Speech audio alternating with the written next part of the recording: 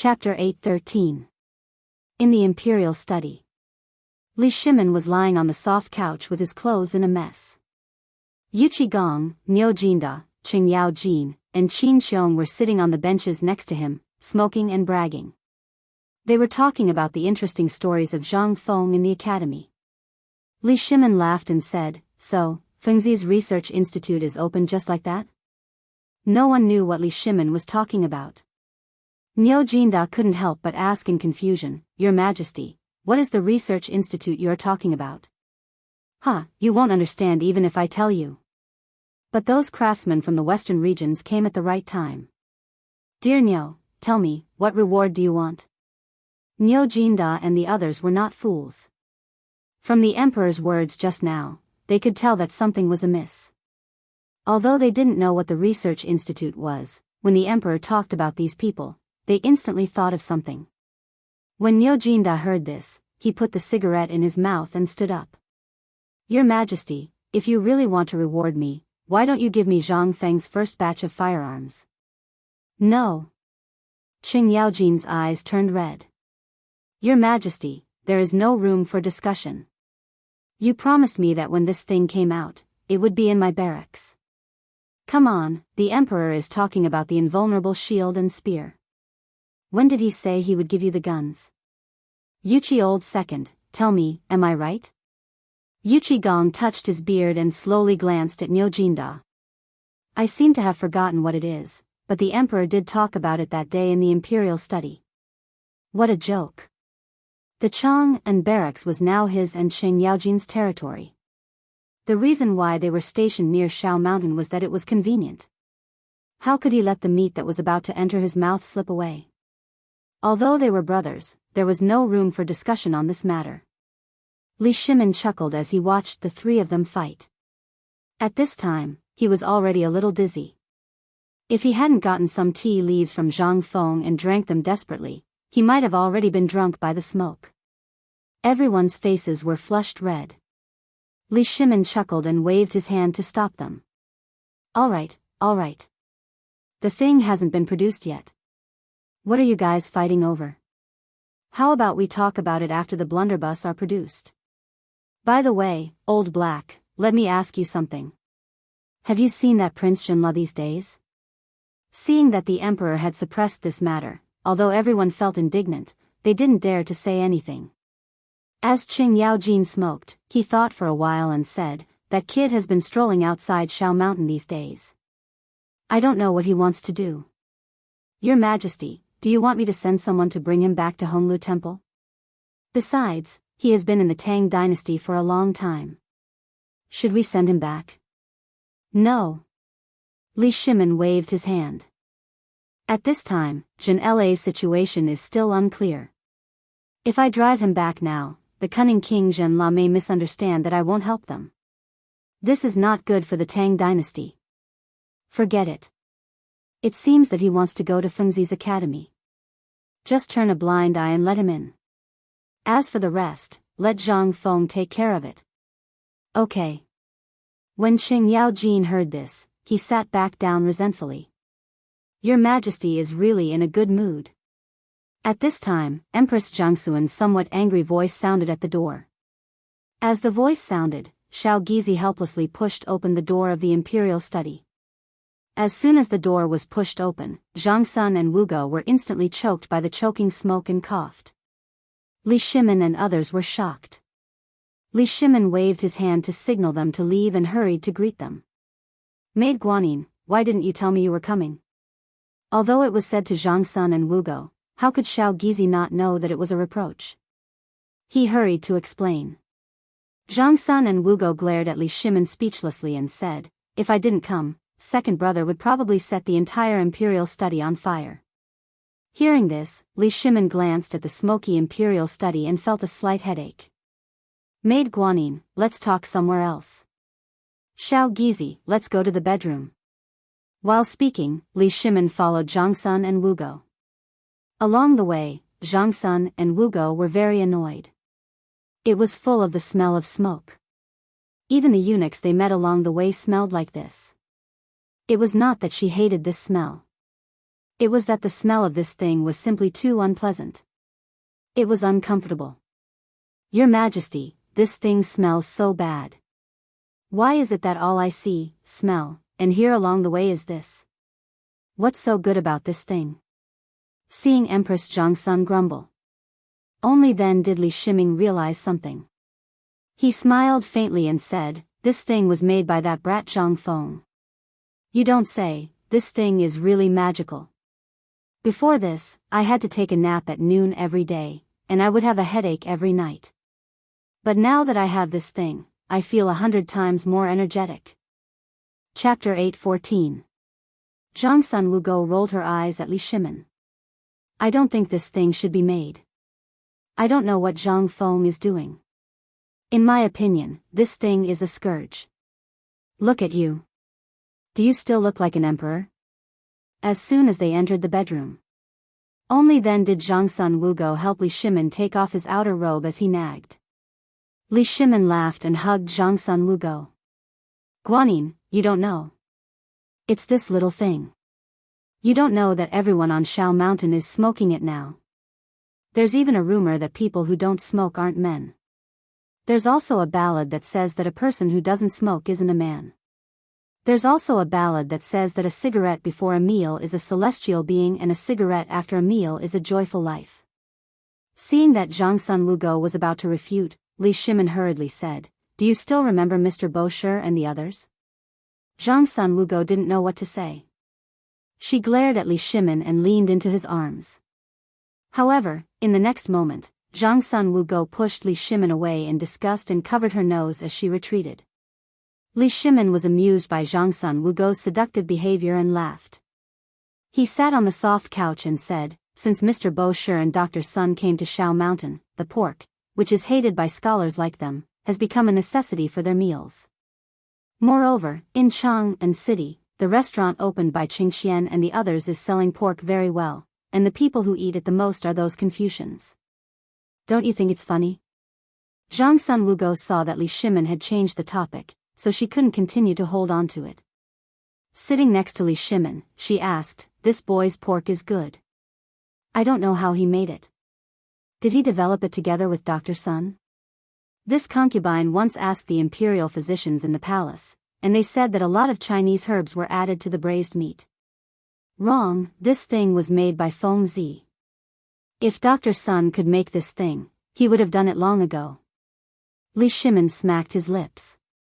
He waved his hand and rushed out, shouting at the door, "Little Gizi, order Imperial Chef Zhou to quickly bring the braised meat to Zhen." At the mention of braised meat, Li Shimin felt hungry. He said with some admiration, "Once the pork was sold, the pigs that I was worried about to be harvested to fight against the plague of locusts all became treasures. Not only did I not suffer a loss, but I also earned a lot of money just like this kid said." "Are you talking about the tens of millions of pigs that have troubled you for a long time?" Zhongsun and Wugo were also surprised. But when he thought about it, he couldn't help but be slightly shocked. Did this kid just casually deal with the matter that he had mentioned before the locust outbreak? Could it be that this kid knew about the locust plague from the very beginning? Furthermore, he already knew how to make braised meat? Then, second brother, then, the beggar's chicken. At the mention of the beggar's chicken, Li Shimin was even more excited. Wasn't Zhen having a headache about those things before? Now, with this kid doing this, the shortage of food in the military camp mainly depends on selling these chickens and ducks that no one wants in exchange. Zhen just talked about this with Yu Qigong and the others. I didn't expect that they would make a lot of money because of this. Li Shimin praised Zhang Feng from head to toe. In fact, to put it bluntly, he was just looking for an excuse for this cigarette. Although this thing was a bad thing in the eyes of many people, especially women, it seemed that they were not fated with this thing. However, this was all secondary. The most important thing was that Li Shimin also found that this thing was very dependent on it, just like wine. He didn't know whether it was good or bad, but he didn't want to make Empress Zhongsun unhappy because of this thing. That was why he made a big fuss. How could Zhongsun Wugo not know that Li Shimin was beating around the bush? After fiercely glaring at Li Shimin, she said, "Is second brother looking for an excuse for this cigarette?" Although this thing is good, this concubine always feels dizzy from smelling it. I hope second brother takes care of your imperial body. Although this thing is good, there is no need to be like today, right? It's better to smoke less. Save it, save it. Hearing this, Li Shimin was very happy. He took out an exquisite jade box from his bosom, took out a cigarette, and put it in his mouth. Seeing this, Zhang Sun Wugo's face turned completely black. This concubine is not feeling well and won't accompany your majesty. As she spoke, Zhang Sun Wugo pulled Princess Changle and fled from here. Li Shimin stared blankly. Seeing Changle's face full of disdain, he doubtfully asked himself, is this thing really so smelly? On the other side, Qing Yaojin and company left the imperial study. They did not even sit in the palanquin. Along the way, they enjoyed the beautiful scenery of the imperial palace. With cigarettes in their mouths, they chatted and laughed as they walked out of the palace, swaggering down the streets of Chang'an. Now that Zhang Feng had gone to Mount Shao, there was no need for them to disguise themselves. They only wore ordinary clothes and strolled around the streets. Old Hey, your son's restaurant is up ahead. Aren't you going to invite me to eat a bowl? When the group passed by Ping and District in the Eastern Market, Yuqi Gong stood motionless. Hearing this, Niu Jinda and Qin Shubao could not help but rub their stomachs. Feigning astonishment, they asked, Old Hey, when did your son know how to do business and open a restaurant? Come, come, come. Let's go sit. How could Qing Yaojin say anything? Seeing the restaurant's signboard, he could not move. Seeing this, he waved his hand and said, What are you talking about? Could it be that my family's iron bull is not worthy of opening a restaurant? Come, come, come. If I don't get you bastards drunk today, I, Qing Yaojin, will write my name backwards. Just like that, the few of them walked into the restaurant while shouting loudly. But as soon as they entered, they couldn't help but step back. Then, they rubbed their eyes and stared blankly at the restaurant that was shrouded in smoke and dust.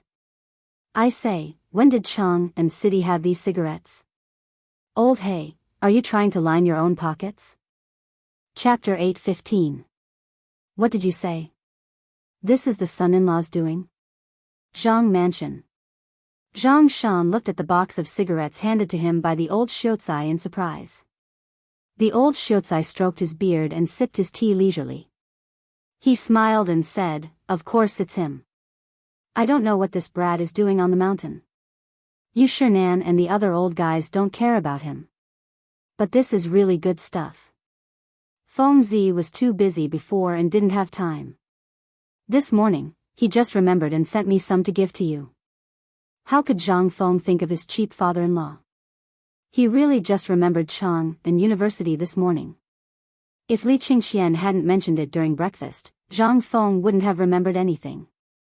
Now that Li Qingxian mentioned it, he remembered and hurriedly asked the people in Tonghui Fang to make a large batch of cigarettes.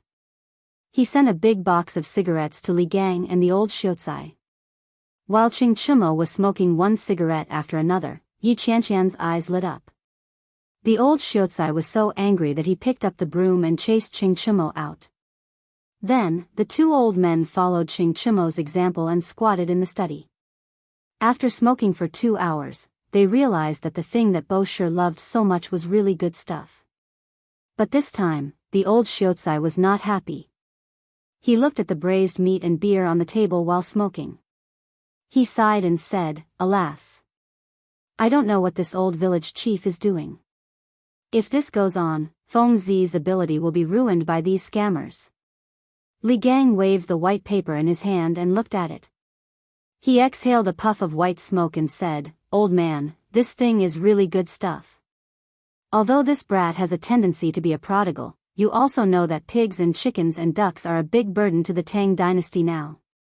This brat solved this problem in an instant. This can be considered a matter that will be passed down in the Zhang family for hundreds of generations. When he heard the Zhang family, only then did the old Xiuzai remember Zhang Feng's father-in-law. He took out a big handful from the basket, and then put down half of it with some heartache. Finally, he thought for a while, and then took out a large bamboo tube and put 2 bamboo tubes in it. Only then did he slowly walk out of the academy while smoking. At this moment, Zhang Shan interrupted the old scholar's imagination and asked curiously, "This thing, you've tried it before?" The old scholar didn't say anything. Instead, he took out a wooden box from his bosom and took out 2 cigarettes, one for each of them. He lit the cigarettes and said, "Yes, I have. And you know Dr. Sun and Mr. Bosher, don't you?" The few people on the mountain had all gotten their hands on it, and they loved it so much that they couldn't bear to part with it. "Hey! I've also heard that anyone who doesn't smoke on the mountain is treated as a monster. They even say, no cigarettes, no alcohol, no hard work, but as long as there are cigarettes, alcohol, and books are common." What kind of nonsense was that? Was this thing really that good? Zhang Shan could not help but look suspiciously at the smoking device. It was like the incense of his ancestors. It was a little strange. But at this moment, he couldn't say anything. He could only follow the old Shiozai and smoke. But the old Shiozai was more careful and told him over and over again how to smoke without choking his lungs. Slowly. Slowly. Zhang Shan was surprised to find that this thing was really good. After all, he was a businessman. What happened to paper had already made his heart ache. And that pork and other things. He secretly cursed Zhang Feng for being a wastrel. But after all, they hadn't really become in-laws, so he could only shake his head and sigh. On the one hand, he thought about the benefits of Zhang Feng's actions. Otherwise, he would have vomited blood because of Zhang Feng. But now that he met the old Shiozai, Zhang Shan couldn't help but ask with a worried face, "Old Shiozai, I can see that you treat Feng as your own son, right?" Hearing this, the old Shiozai's face became serious. Nonsense. Old man cherishes talent. But as soon as he finished speaking, the old Shiozai shook his head and sighed again. In fact, in his heart, Zhang Feng had long been treated as his own son. But he also knew that with Zhang Feng's temper, he would definitely be unwilling. But he also didn't want to see Zhang Feng's talent go to waste. But since he met Li Yuan and Li Shimin, he realized that he was overthinking. Zhang Feng's achievements would only be an existence that he could only look up to in the future. After Zhang Feng opened White Deer College on the mountain, the old Shiozai buried his thoughts in the bottom of his heart. He believed that with these people around, Zhang Feng would generally be fine. But who would have thought that Feng, this silly boy, would give everything to others? In the future, when he got married and started his own business, what else would he pass on to his descendants? When the old Shiozai thought about this, the vicissitudes of life in his eyes became more obvious. Alas! Old man Zhang, don't make fun of this old man. Right, let's not talk about this anymore. Tomorrow, old man will go up the mountain to ask Feng Zi what he's doing. Don't worry, this old man knows that Feng Zi has a lot of skills. Don't worry, you can take this first. If there's no more, you can send someone to my academy. Or don't you have people in the market square of Mount Shao? Let them find the old village chief. Now, Feng Zi has given all this to the old village chief. Zhang Shan smacked his lips. He wanted to say something, but in the end, he swallowed his words. He sighed and said, "I'm old. I didn't want to get involved in the affairs of young people. But you know, my daughter seems to have lost her soul after seeing that kid. Go and ask her if there's anything she can do on the mountain. When the time comes, I want to avoid it. What the eye doesn't see, the heart doesn't grieve over. You've been crying all day. I'm sick of it." The old Shiozai laughed and said, "Shopkeeper Zhang, you're giving this old man a difficult problem. Are you forcing a marriage?" Chapter 8:16. Zhang Shan didn't say anything. He just smiled bitterly. The point is that gossip is a fearful thing. It can be said that the entire Chang and knows about the matter between Feng Zi and my Yuyao. If others were to gossip about it, then I wouldn't mind. The key is that my wife and my daughter. Fine, fine, fine. You don't have to say anything. I'll go up the mountain tomorrow and ask around for you, okay? The old scholar hurriedly interrupted Zhang Shan. He was also anxious about this matter, but Zhang Feng was not anxious at all. What could he do? He couldn't just kidnap him, could he? But on second thought, the old scholar couldn't help but have an idea. If you didn't mention it, I would have forgotten that Feng Zi was always tricked on the mountain. No one would wash his clothes or comb his hair. If someone could take care of him. Hearing this, Zhang Shan's eyes lit up. He slapped his thigh and said, "Great. In this way, my daughter won't have to sigh at home every day. Besides, if the two of them stay together for too long, won't." While speaking, Zhang Shan put his thumbs together. Then the two of them couldn't help laughing out loud. "Ha ha ha, I'll come again tomorrow. If Miss Zhang can go up the mountain, I won't have to worry so much." Good, good, good. Yu Yao can't wait to go up the mountain. Although she's at home, her thoughts have long flown away. Now, I'll have a good life. Then I won't disturb you anymore. While speaking, the old scholar left with a smile on his face. Zhang Shan rubbed his hands and wandered around the living room for a long time. Then he slapped his thigh and said, "Servants." "Master." The maidservant waiting outside had already heard their conversation. Moreover, they had kept their voices low. At this time, all the servants outside Zhang Shan's living room heard it. Now that they heard Zhang Feng calling again, all of them unconsciously put their ears around the living room. They already knew about Zhang Feng's matter. At this time, all of them couldn't wait for the master to be happy and send them to work in the mountain. Even if it was to pour night incense, it was a job with status. So at this time, the moment Zhang Shan spoke, everyone instantly tensed up. The cleverest maid rushed in as soon as she heard Zhang Shan's shout. Zhang Shan looked at the door and then looked at the figures on the window paper. How could he not know what these fellows were thinking? She glared at the maidservant and said, "Don't just stand there. This matter has nothing to do with you. Go and call Miss and Madam, Master Zhang." Before Zhang Shan could summon her, Jingshu's clear voice rang out from outside the door. When Zhang Shan heard this, he instantly knew that the news of the old scholar's visit had already reached the ears of the two girls. He could only scold the servant who was eavesdropping on them before allowing them to enter the room. After Mother Zhang entered the living room, Xiao Chui closed the door. Zhang Shan scanned the crowd, and his gaze finally landed on the half-grown steamed bun who was following Jingshu. He had seen this little girl before. She was as skinny as a match and had a yellowish appearance. However, ever since she started following Jingshu, this little girl really had the makings of a beauty. Zhang Shan could not help but sigh. That brat Zhang Feng had taken advantage of him again. You all know that the old scholar came to our mansion today, right?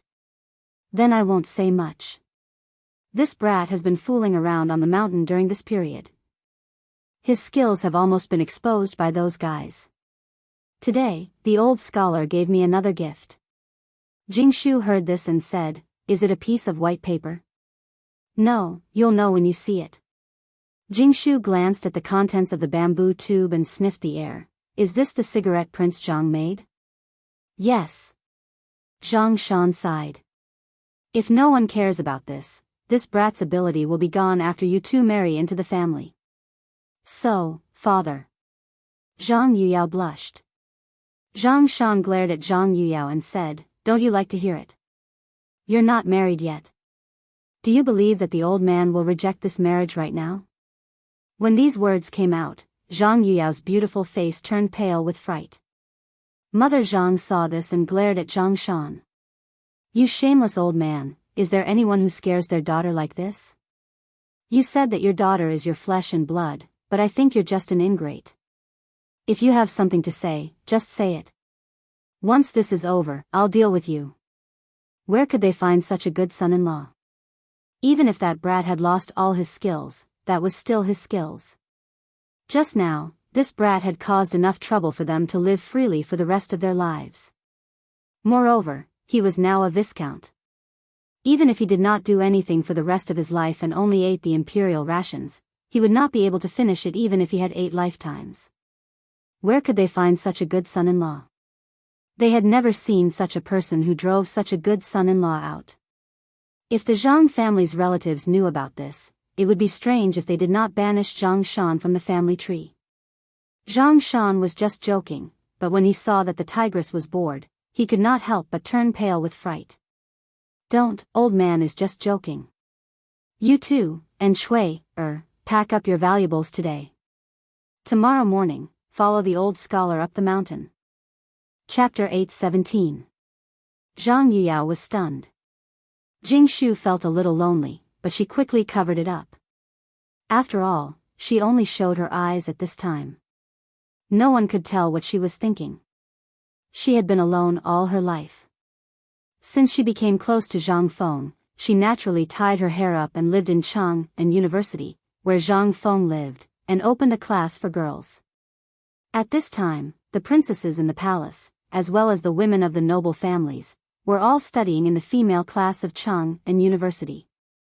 This was all arranged by Zhang Feng. Although she was busy every day, it made her feel very fulfilled. She didn't have to think about how to deal with those bad guys all day. But since she followed Zhang Feng, she was attracted to Zhang Feng. Everything about Zhang Feng was so fatally attractive to her. This was the reason why she had to come to Zhang Mansion every day. Because there was also a woman like her waiting for Zhang Feng's news.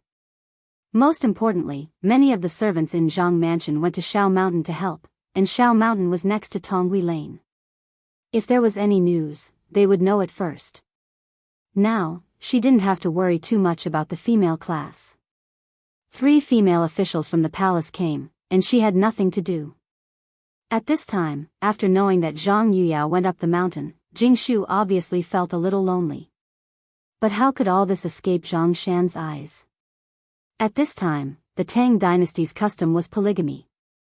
So when he saw Jing Shu, he naturally thought of her as Zhang Feng's woman. If this was in modern times, try it.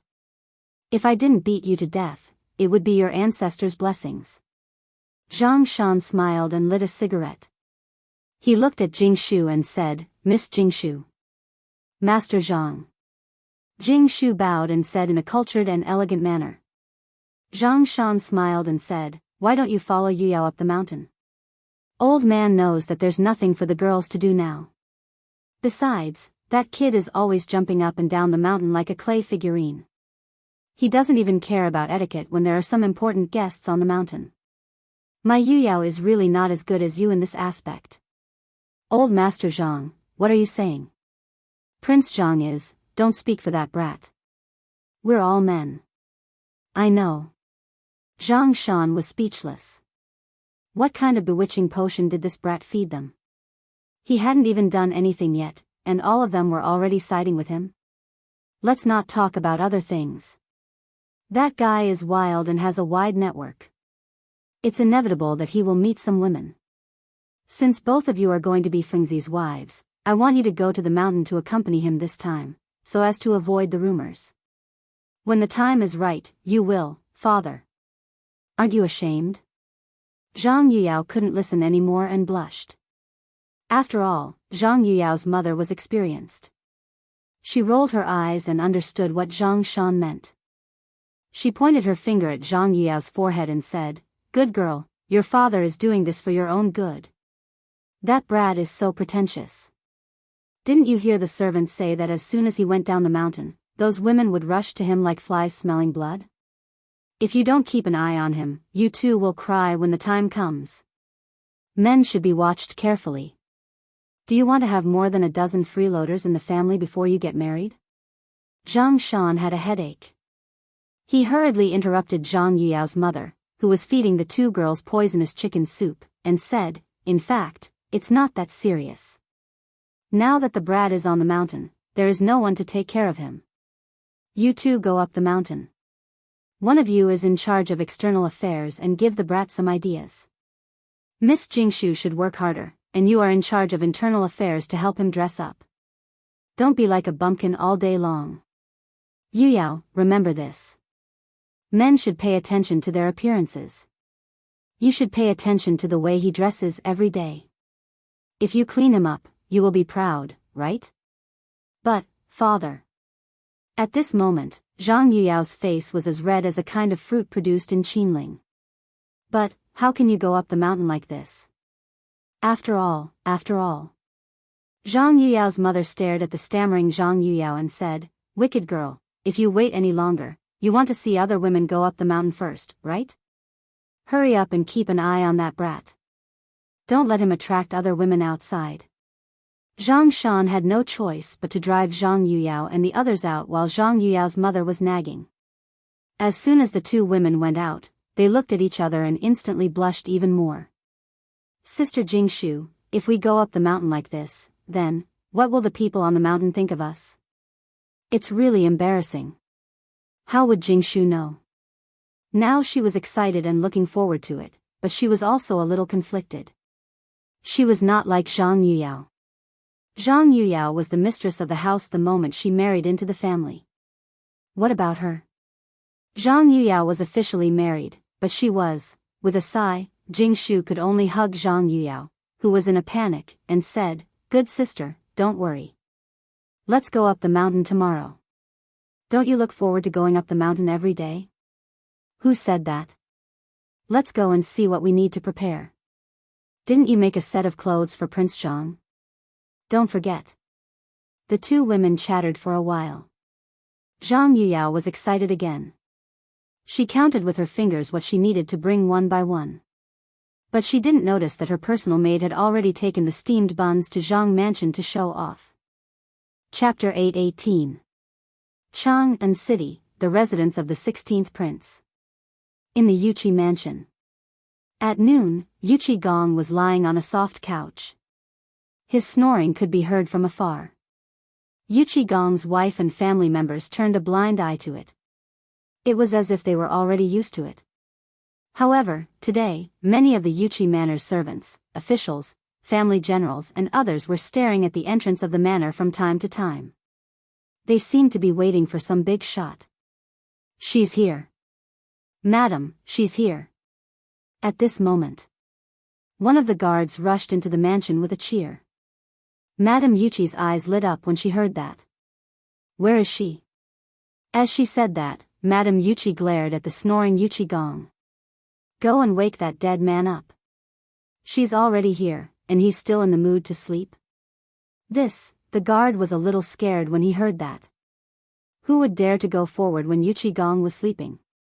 They would be beaten to death. However, they didn't dare to refuse the woman's order. They could only glare at the new soldier. In the end, the new soldier shrunk his neck and stammered to Yuqi Gong's side. When they woke Yuqi Gong up, he fell asleep. When he woke Yuqi Gong up, Yuqi Gong wiped the saliva off his face and knocked him out. "Dead man, you can really sleep? She's already here, and you're still sleeping? Why don't you sleep like a log?" Madame Yuqi glared at Yuqi Gong. When Yuqi Gong heard that, he instantly woke up from his dazed state. He waved his hand and had someone drag the new soldier away. He wiped the saliva off his mouth and hurried to the door. "Where is she? Where is she?" "She's at the door." "Then what are we waiting for? Let's go and take a look." As he spoke, Yuqi Gong led his family to the door. However, when they walked out of the back courtyard, they saw a young woman in a white cloak. She was dressed in the style of a Jiangnan woman and was slowly walking into the mansion. The woman's appearance was similar to Yuqi Gong's, but she only had eyes and a nose. She had big eyes and a sharp nose, but she wasn't as burly as Yuqi Gong. Although she was still taller than the guard at the side, one could tell from the ribbon tied around her waist that this woman was truly a peerless beauty. Her red lips were glistening, just like the delicate woman in Jiangnan after the rain, making people feel pity for her. "Good girl, I haven't seen you in so many years. You've become even more beautiful." Madame Yuqi's eyes narrowed into crescents when she saw this. She grabbed the woman's hand that was as white as snow. Greets sister-in-law. "It's been so many years since we last met, sister-in-law, and you're still so beautiful." Almost thought I was dreaming of the first time I saw sister-in-law 10 years ago. Madame Yuqi was overjoyed when she heard this. "Little sister, what are you talking about? We're all one family, so let's not talk about these things. How have you been in Jiangnan these years? Yuqi Gong had a side relative. After the Tang dynasty was established, Li Yuan dispersed the family power of all the officials in order to disperse the power in the court. As for Yuqi Gong's side branch, they naturally chose the wealthy Jiangnan generation. After not seeing each other for a few years, if Yuqi Gong hadn't joked with Zhang Feng about having a girl, he would have forgotten about this cousin. Afterwards, he returned to discuss Zhang Feng's marriage with his wife. The two hit it off and quickly sent a letter to Yuqi Gong's uncle. This girl was a side branch of Yuqi Gong's great-grandfather, Yuqi Meng.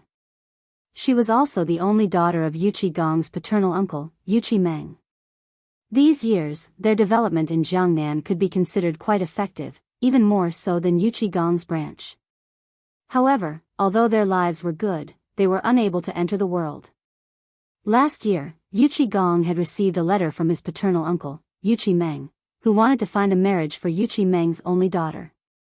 Thinking about it this way, Yuqi Gong couldn't help but feel that Zhang Feng was full of merits. Although he had an engagement, as a man, which man didn't have 3 wives and 4 concubines? Moreover, this kid had saved the emperor's favor and called him brother. In the future, when a man achieves the Tao, even his chickens and dogs will ascend to the heavens. This was a small matter. His Yuqi clan would also be able to benefit from this. Who told him to have many sons, but most of them were disappointing. Although he rarely interacted with Yuqi Meng, he didn't know if this cousin of his was still as thin as a stick of firewood after not seeing her for a few years. But seeing her today, Yuqi Gong almost cried out in surprise. He had seen at least 800 if not 1,000 women. Among them, he had seen blonde-haired and blue-eyed Hu people, as well as those smelly extraterrestrials. But seeing her now, Yuqi Gong's heart instantly blossomed. This was great. When Yuqi Lan arrived, it would be strange if that kid didn't fall under her pomegranate skirt. Yuqi Lan wasn't as cold and aloof as Jing Shu, nor was she like Zhang Yuyao, a pretty girl from a humble family. Instead, she had the fatal charm of a Hu person. She was charming and had a graceful and noble temperament. No one could compare to her in this aspect. While Yuqi Gong was stroking his beard and smiling foolishly, the group had already entered the drawing room. Only then did Yuqi Lan bow slightly. Lan greets cousin. It's been many years, but cousin is still so valiant. Chapter 8:19. Ha ha ha, my good sister, you are the one who gave me a big surprise. Come, sit, sit. Yuqi Lan blinked her eyes, smiled, and nodded her head gently. After everyone had taken their seats, Yuqi Gong waved his hand and said, "Servants, is the banquet ready?" "Master, it's ready."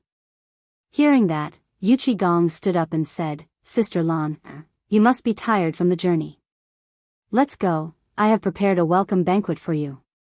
Shall we talk while we eat?" In fact, Yuqi Lan had known that they were coming to Chang'an. Although Yuqi Lan didn't care about it, she had her own dream. But when she heard that it was Zhang Feng, Yuqi Lan couldn't sit still. Zhang Feng's general toast had caused a sensation among the scholars and beauties in Jiangnan. All the girls were obsessed with Zhang Feng's poems. As long as one of Zhang Feng's poems was spread to Jiangnan, it would cause a great fight. Yuqi Lan wasn't that crazy, but she had already given her heart to him. After knowing that they were coming to Chang'an from her father, Yuqi Lan couldn't care less. After knowing that Zhang Feng was engaged to the first beauty in Chang'an, Miss Jing Shu, how could she stay calm? The 3 of them sat down. Yuqi Lan asked, "Madam, why didn't I see my nephews?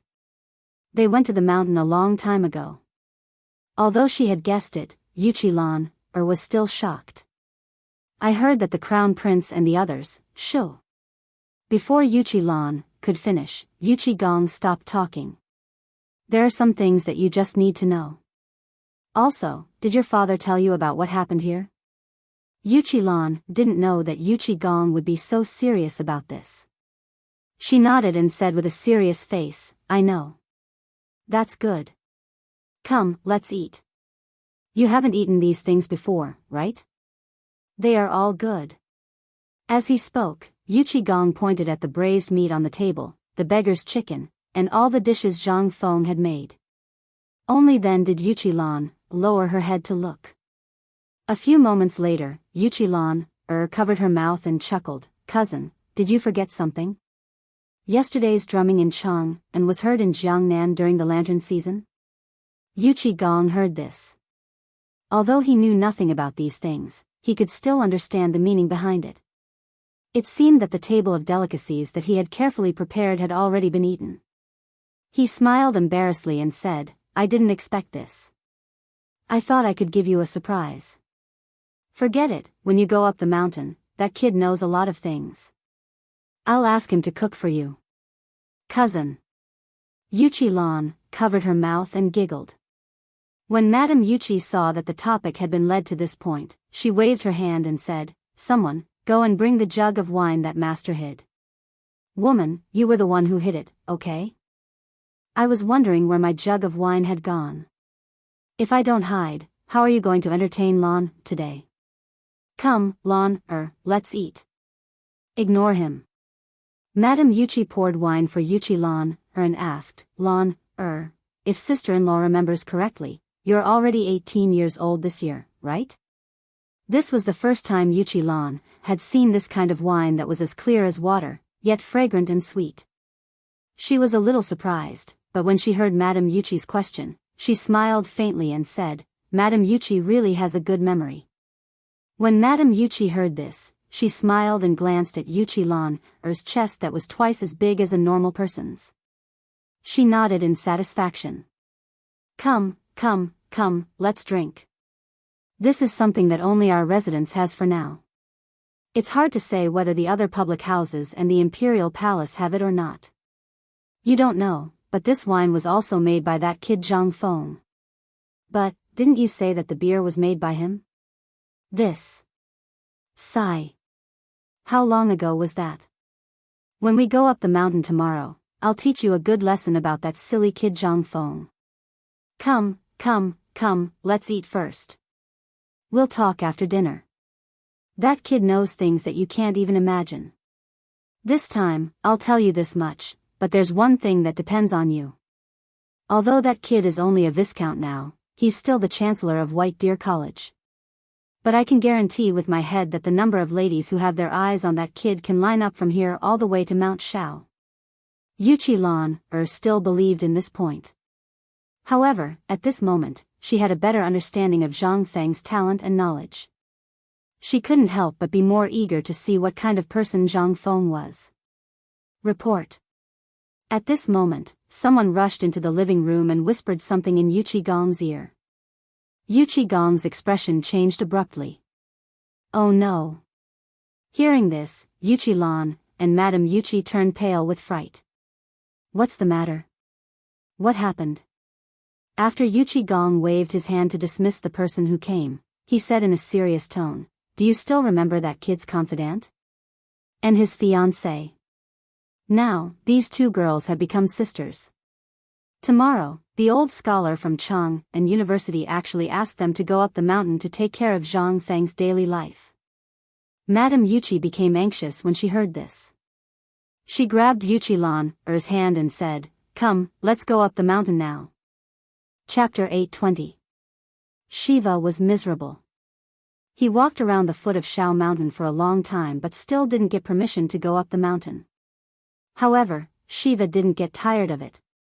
He would wait here for a long time every day.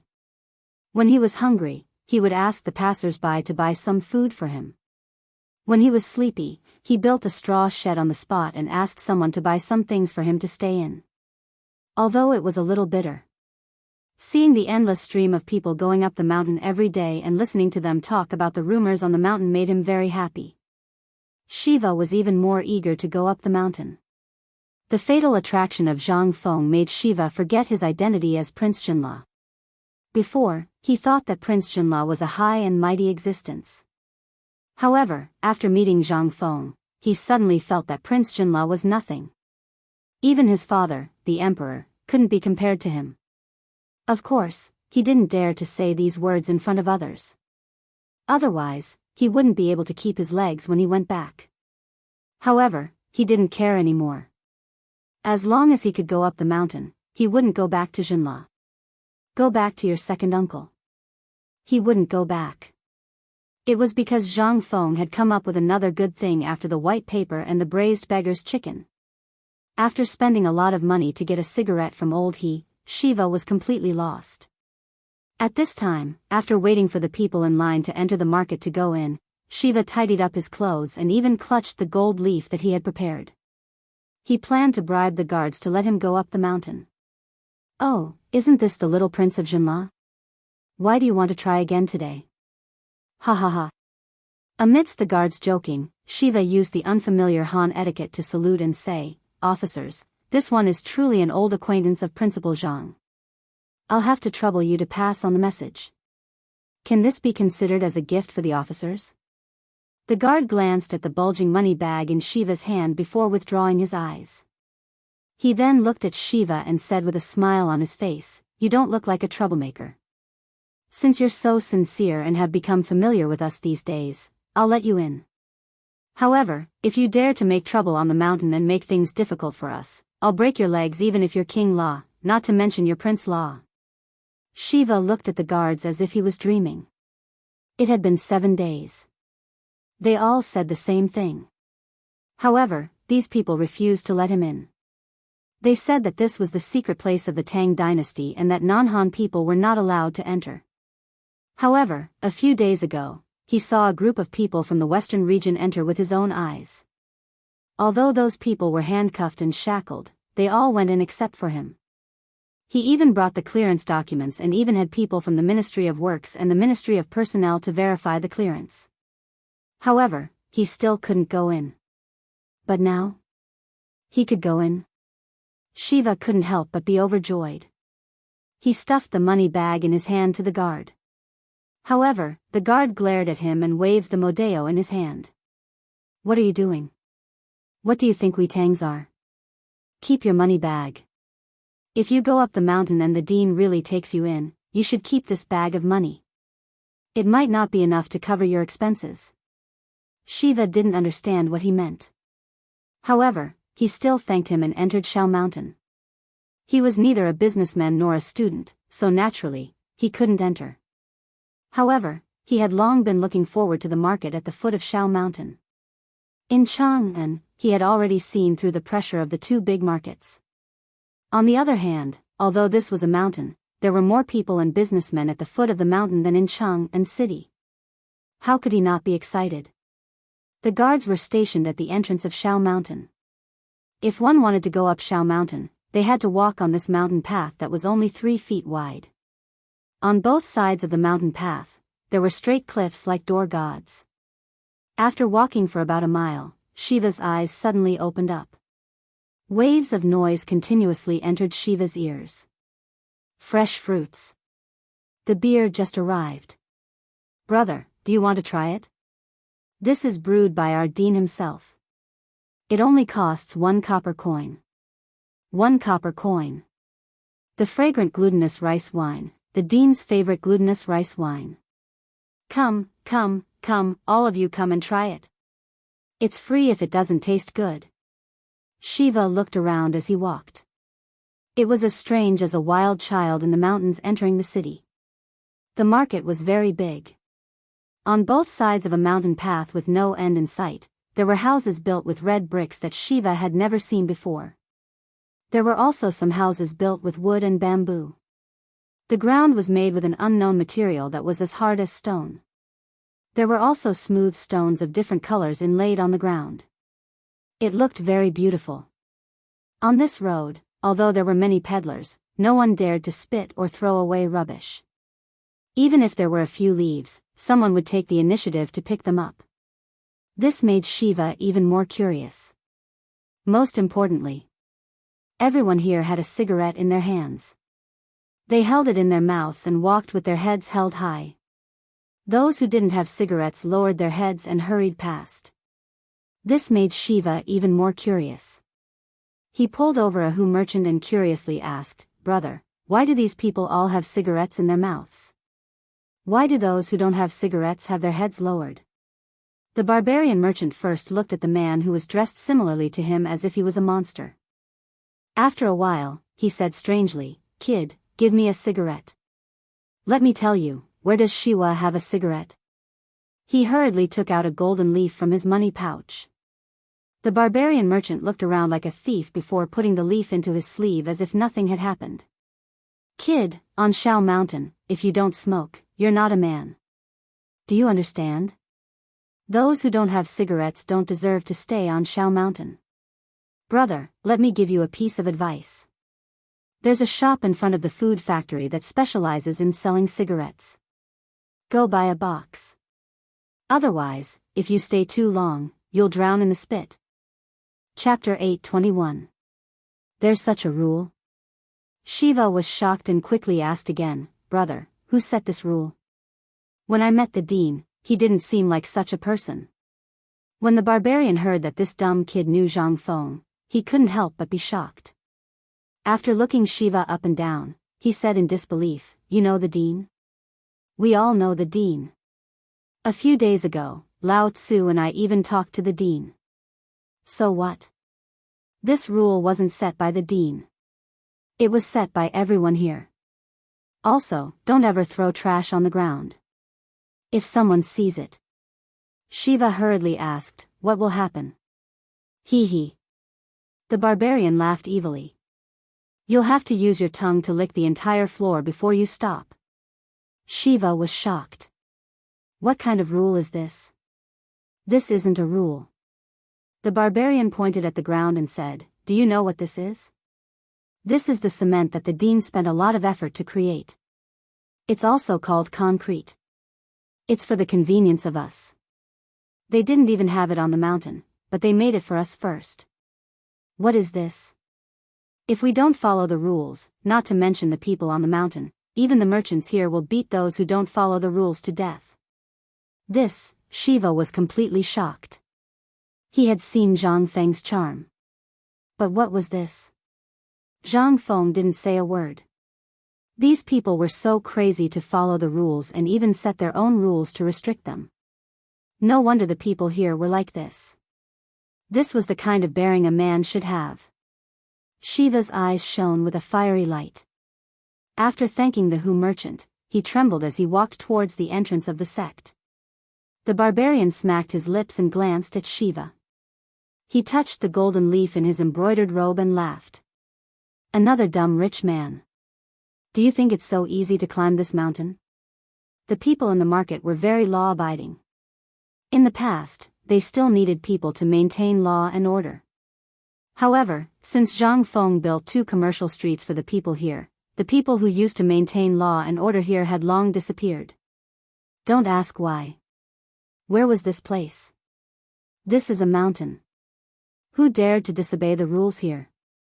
How could this place tolerate him? The only reason he didn't kill him was because of the dean's magnanimity. After bidding farewell to the barbarian merchant, Shiva wandered around the market. He first went to the entrance of the food factory and spent 10 copper coins to buy 10 cigarettes. Only then did he have an idea of what to do. Looking at the winding cement road that led to the top of the mountain, as well as the 30 feet wide mountain gate that was built between the food factory and another mountain valley, he couldn't help but feel even more shocked. The mountain gate was very casual. 2 huge rocks that were about 5 zhang tall had been peeled off from the mountain and leaned against each other. They were then reinforced with bricks and cement to make the mountain gate. Above the mountain gate, there were 2 huge rocks.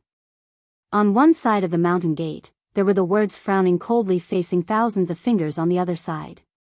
On the other side, there was the words bowing head willing to serve children. And at the place where the 2 huge rocks intersected, there was a lifelike stone carving of a white deer. Below the carving were the words White Deer College. The mountain gate looked as if it had been formed naturally. The moment one saw the mountain gate, they could feel its extraordinariness and loftiness. There was a long queue at the gate that had been waiting for a long time. There was a small house at the mountain gate with a sign written on a piece of white paper that said, White Deer College. In the surroundings of this house, there was a group of burly men or men with incomplete bodies. Their eagle-like eyes scanned the bodies of these people back and forth. All of you who are lining up to go up the mountain, listen up. Those who are carrying sharp weapons, those who have bad intentions, and those who can't find out where you live, get lost immediately. If I find out that you're acting strangely, I'll treat you to a cup of tea in the barracks next door. The group of youths who were about to go up the mountain trembled all over when they heard this. Go to the military camp for tea? Who would dare to go? Even if they went, they wouldn't be able to return alive. Shiva kept nodding his head as he watched and listened. After 2 hours, it was finally Shiva's turn. Shiva hurriedly handed over the token. Shiva. Are you for real? Not a Han. The man who was missing an ear and had a scar on his face glanced at Shiva's token and a cold look flashed across his face. Kid, scram immediately for Lao Tzu. How dare you go up the mountain as an outsider? If you dare to pester me again, I'll chop you up. Didn't you see that it's clearly written here? Other than Han people, no one is allowed to go up the mountain. Shiva's expression changed when he heard this. At this moment, the guard who had asked Shiva to go up the mountain had unknowingly appeared behind Shiva. He patted Shiva's shoulder and said, "Old son, this is the order of the higher-ups. Let him in." The higher-ups? These people all belonged to Nyojinda, and only Nyojinda dared to order an alien to come up the mountain. The scar-faced man couldn't help but put his fingerprint on Shiva's letter of introduction and threw it to Shiva. Next. Shiva thanked the guard profusely before he happily went up the mountain gate. Standing at the mountain gate, Shiva raised his head and looked at the faintly discernible buildings that were under construction. His heartbeat quickened. White Deer College, I, Shiva, am here. Chapter 822. Zhang Feng was too lazy to be idle these 2 days. He spent the whole day in the forging workshop, tinkering with something. This made Ching Chimo and the others arrogant. Especially since Ching Chimo got Zhang Feng's sunglasses, he had a cigarette in his mouth all day and returned to the appearance of the 4 great devils in Chang'an. Sitting on a sliding pole, he patrolled the construction site. At this time, Ching Chimo just finished patrolling the construction site and sat down on the recliner. Instantly, the recliner made an unpleasant groan. It seemed that the recliner would fall apart in the next moment. Li Qingxian, who was reading a new textbook, was shocked. Tai Miao, get up. If you break this thing, Fengzi will kill you when he comes back. And the thing on your eyes, give it to me. The first sentence. Li Qingxian was still talking about business. But after hearing the last sentence, Ching Chimo couldn't help but put his sunglasses back into his pocket. No. No matter what you say, I won't give it to you. Seeing this, Li Qingxian looked around and glared. I asked you to give it to me. Hearing this, Ching Chimo reluctantly handed the sunglasses to Li Qingxian and muttered, You only know how to use your identity to oppress people. What's wrong with me oppressing you? You don't agree? I agree, I agree. Ching Chimo hurriedly begged for mercy. This pair of sunglasses was made by Zhang Feng when he was at the foot of the mountain. But ever since he went up the mountain, he didn't know if Zhang Feng had forgotten about it or not, but he hadn't used it. Ching Chimo had a bad idea. All of them knew about this. But Zhang Feng was always there, so they couldn't fight for it. They could only stare at Ching Chimo with jealousy. Tai Miao, don't do this all day. If my father goes up the mountain and you meet him, you can wait to go home and lie down for a month. Li Qingxian warned Ching Chimo. Ching Chimo was shocked when he heard this. He hurriedly got up and asked, Master Li, have you been up the mountain? No, but it should be here soon. This thing should be used by Master Li and old Master Li now, so you better take it easy on us. Otherwise, we'll beat you to death when the time comes and you're implicated by us. While smoking, Zhang Sunchong shook his legs and said. At this moment, Ching Chimo heaved a deep sigh of relief. He took a puff of his cigarette and said, I thought they would come. It's good that they didn't come. Anyway, Sunglasses is now in Li Gan's hands. He'll be the one getting beaten up first. Sunglasses? At this moment, Zhang Feng and Gao Can entered the living room. Before they entered the door, they heard the sunglasses and couldn't help but ask in surprise. But in the next moment, when he saw what was in Li Gan's eyes, Zhang Feng was so angry that he blew his beard and glared at Li Gan. Well, Li Gan, when did you learn to steal things? Li Qingxian didn't know that Zhang Feng had returned at this time. He hurriedly took off his sunglasses and pointed at Qing Chimo. It's him. I was just about to come over. This guy stole it. Zhang Feng heard this and looked at everyone. At this time, Wei Shuyu, Niu Jinda's son, Niu Jianhu, and the others pointed at Qing Chimo. Even the Yuqi brothers who had always been on his side betrayed Qing Chimo. Qing Chimo couldn't help but feel a headache coming on. Fengzi, listen to me. This matter is really not what you think. Let me ask you. I heard that someone has been sitting on a pole all day these 2 days, wearing sunglasses and patrolling the construction site. Don't tell me it's you. Zhang Feng stared at Qing Chimo and asked. Qing Chimo's expression froze. Which bastard is it that's barking everywhere? Qing Chimo's eyes flickered as he defended himself. Fengzi, don't believe in rumors. These are all rumors. Lao Tzu, no, when did I do this? Zhang Feng rolled his eyes. Don't try to quibble. This is what Mr. Bosher said. Is there anything wrong with that? Although Mr. Bosher didn't name anyone, it's undoubtedly you. Qing Chimo still wanted to quibble, but Zhang Feng had already said it. What else could he say? Go and beat up Mr. Bosher? He really dared to. Even before his fist landed, his father would dare to chop him up with a knife. Qing Chimo couldn't help but cower. Zhang Feng was so angry that he wanted to punch someone. This kind of atmosphere couldn't be encouraged. Otherwise, when everyone followed the trend, what would happen on the mountain? That's enough. From now on, no palanquins are allowed on the mountain. Unless you're too sick to walk, or you're as old as Mr. Bosher, no one is allowed to sit on it. I'll leave this matter to Li Gan. If anyone dares to sit on it, he'll be sent down the mountain to slaughter pigs. Qing Chimo knew that Zhang Feng didn't say anything and instantly beamed with joy. However, Zhang Feng's next sentence made him fall to the bottom of the valley. It seems like you've been too strong recently. Alright, I've already arranged for someone to inform old Niu.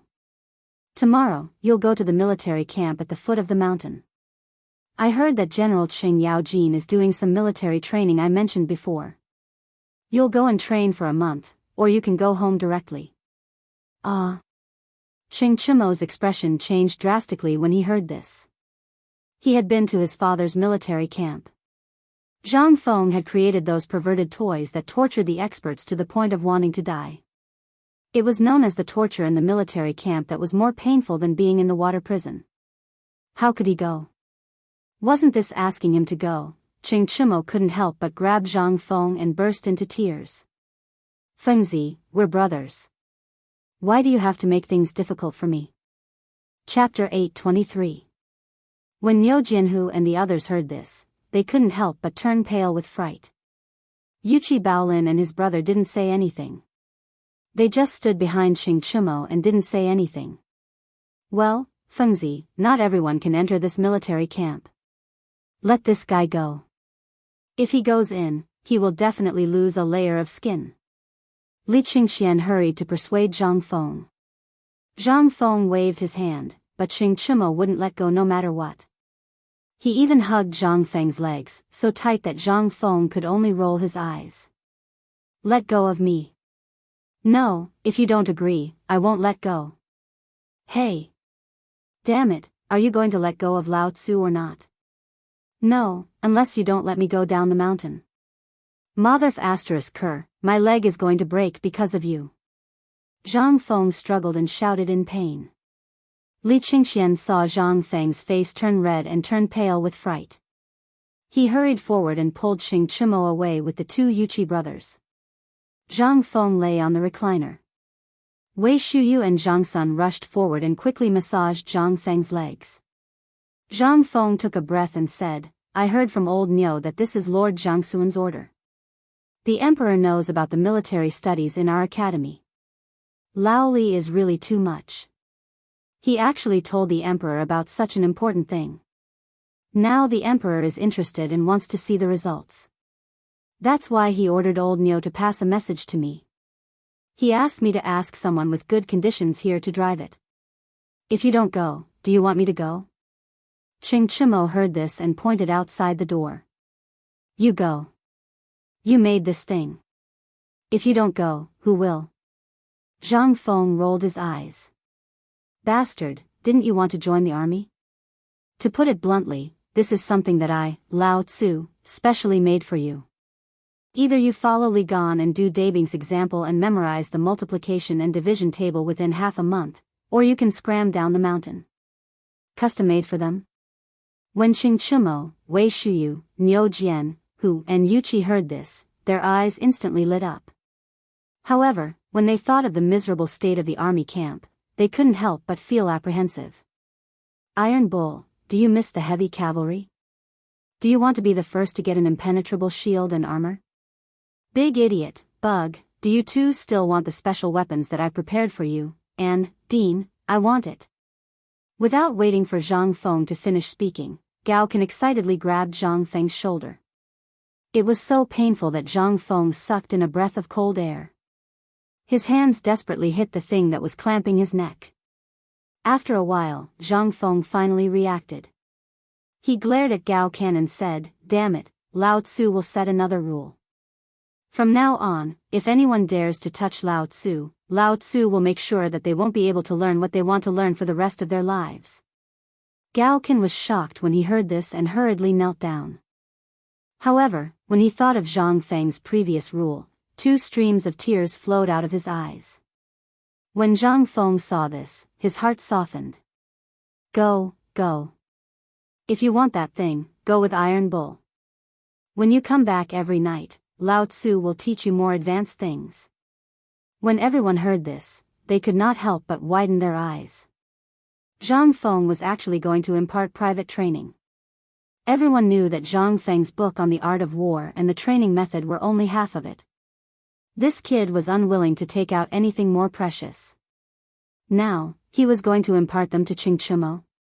Yuqi Bao Lin and his brother hurriedly said, Fengzi, I want to go. I'm not afraid of hardships. I'll go. I'll go too. Fengzi, I'll go. Me, I'll go. At this moment, Wei Shuyu and the others' eyes almost popped out.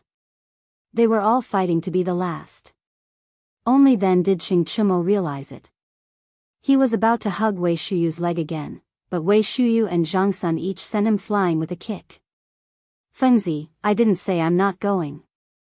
Qing Chumo wanted to cry, but no tears came out. Zhang Feng looked at everyone with satisfaction and said, Don't worry. Gao Can, Iron Bull, Niu Xiaohu, and Yu Lin, the 3 of you go first. Otherwise, if everyone else leaves, we can't stay on this mountain. Hearing this, the few people who were named by Zhang Feng cheered, but Wei Shuyu and the others were regretting it. Go, get out of here now. When Zhang Feng saw that these people had gone crazy, he hurriedly threw them out. After they ran away while wailing like ghosts and howling like wolves, Zhang Feng then sneakily took out a wooden box from his bosom and threw one to each of them. Come, I have a lot of this. One for each of you. Here. Everyone opened the box curiously and saw that there were brand new sunglasses lying inside. They could not help but be excited. But why would Wei Shuyu and the others care about this? They hurriedly asked, Fengzi, the custom-made weapons you mentioned. Hearing this, Wei Shuyu and the others almost hugged Zhang Feng and kissed him. Seeing this, Zhang Feng hurriedly begged for mercy. Everyone has one. I'll give you a surprise during the new year. Don't worry now. This thing can't be made in a short period of time. When I have time, I'll tailor it for you, okay? At this moment, Qing Chumo returned and said, Oh no, Fengzi, the fool you tricked before is here again. He's here to cause trouble. Chapter 8:24. When Zhang Feng heard this, he was a little confused. What? When did Lao Tzu cheat people? Zhang Feng really couldn't remember this. As he asked curiously, he got up and walked out of the door. Qing Chimo blocked Zhang Feng and said, "Isn't it that person called Shiwa? Have you forgotten?" When Li Qingxian heard this, he couldn't help but think of Shiwa's appearance. He asked with a strange face, "Why did that kid go up the mountain? How did he go up the mountain?" Qing Chimo shrugged. He heard that Uncle Niu told him to go up the mountain. Hearing this, Li Qingxian suddenly understood and looked at Zhang Feng with a strange expression. Although Zhang Feng didn't know about this mountain, it had already become a forbidden area in the imperial court. Without the approval of several generals, Li Qingxian's guards, and the Jinwu guards, or special certificates, no one could enter, let alone outsiders. Outsiders were either merchants with a clear background or slaves. No one else was allowed to enter.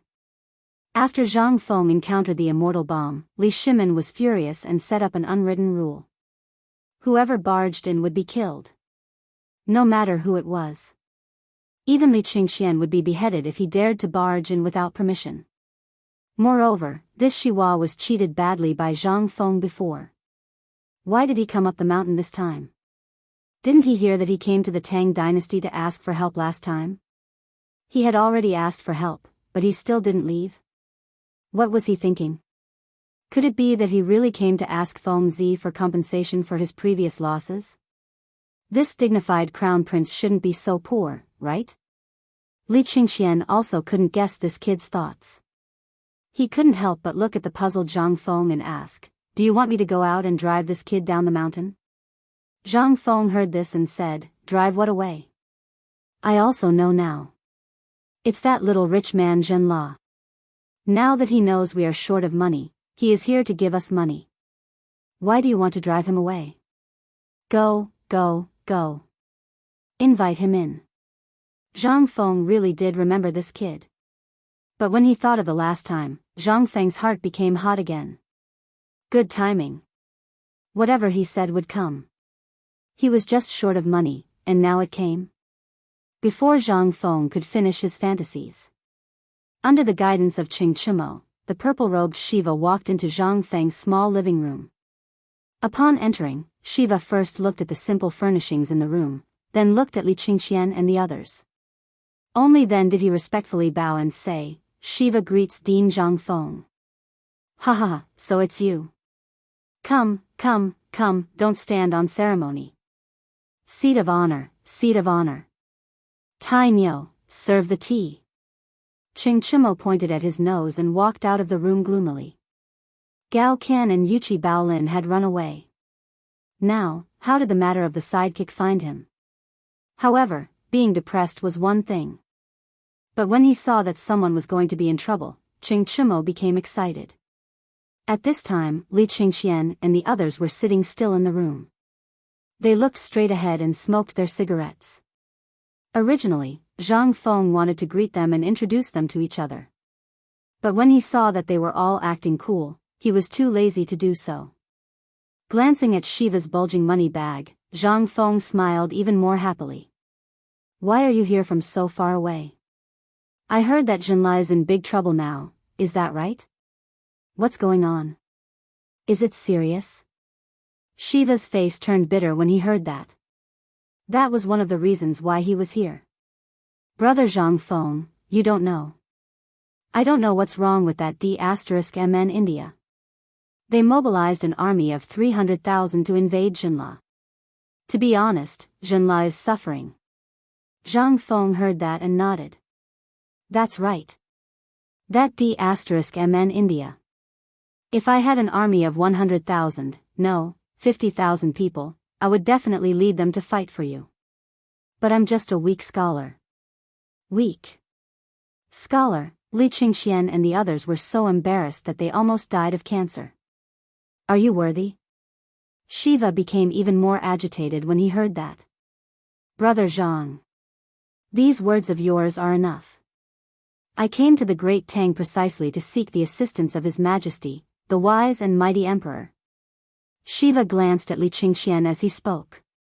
Li Qingxian pretended not to see it. Shiva continued, but 10 days have passed, and I still haven't seen any response from the Tang dynasty. I'm worried that if this drags on, Jinla will be destroyed. Brother Zhang, you have a lot of ideas. Can you give Jinla a way out? As he spoke, Shiva hurriedly placed the money pouch with the golden leaves on the tea table beside Zhang Feng. Zhang Feng glanced at it and pretended to be angry. What are you doing? Take it back. We're brothers. We should help each other. When Shiva heard this, he really thought that Zhang Feng was incorruptible, so he pretended to take back the money bag. However, before he could grab the money bag, Zhang Feng said, "But seeing how sincere you are, I'll kindly accept it." Li Qingxian wanted to beat him up. Niu Jinhu and Yuqi Baoqi had never seen this side of Zhang Feng. In the past, he had always heard about how awesome Zhang Feng was, but now, what was this? Wasn't this AF** King Street Thug? Was this still the legendary awesome Zhang Feng? Chapter 825. Shiva was confused by Zhang Feng's action. But when he saw Zhang Feng accept it, he was relieved. There was a way to solve Zhen La's problem. Sure enough, after Zhang Feng received the money, Shiva hurriedly asked, "Brother Zhang, then tell me, how can I, Jinla, resist this army of 300,000? There's no need to resist." Zhang Feng waved his hand. Oh. Shiva was surprised and hurriedly asked, "Brother Zhang, what good plan do you have? If you can solve my problem, I'll definitely give you a big gift." After thinking for a while, Shiva gritted his teeth and said, "We're willing to give you all the profits from our trade with the Tang dynasty for half a year." Hiss. Hearing this, Li Qingxian couldn't help but suck in a breath of cold air. Half a year's profits? Although the price was very low now, Li Qingxian knew that each trade was worth tens of thousands of taels of gold. Wouldn't that be 60,000 taels of gold in half a year? Damn it, didn't he already give a solution? This was a huge scam. Li Qingxian wanted to slap himself. Do go, Wei Shuyu and the others looked as if they had eaten shit. 60,000 taels of gold. F***ck his uncle. They were scammed by this kid just like that? They already knew that Shiva was blocked outside. If they knew that this kid was so generous, how could they let him go? Zhang Feng glanced at them and didn't even bother to look at them. Instead, it was Shiva who looked at them with surprise.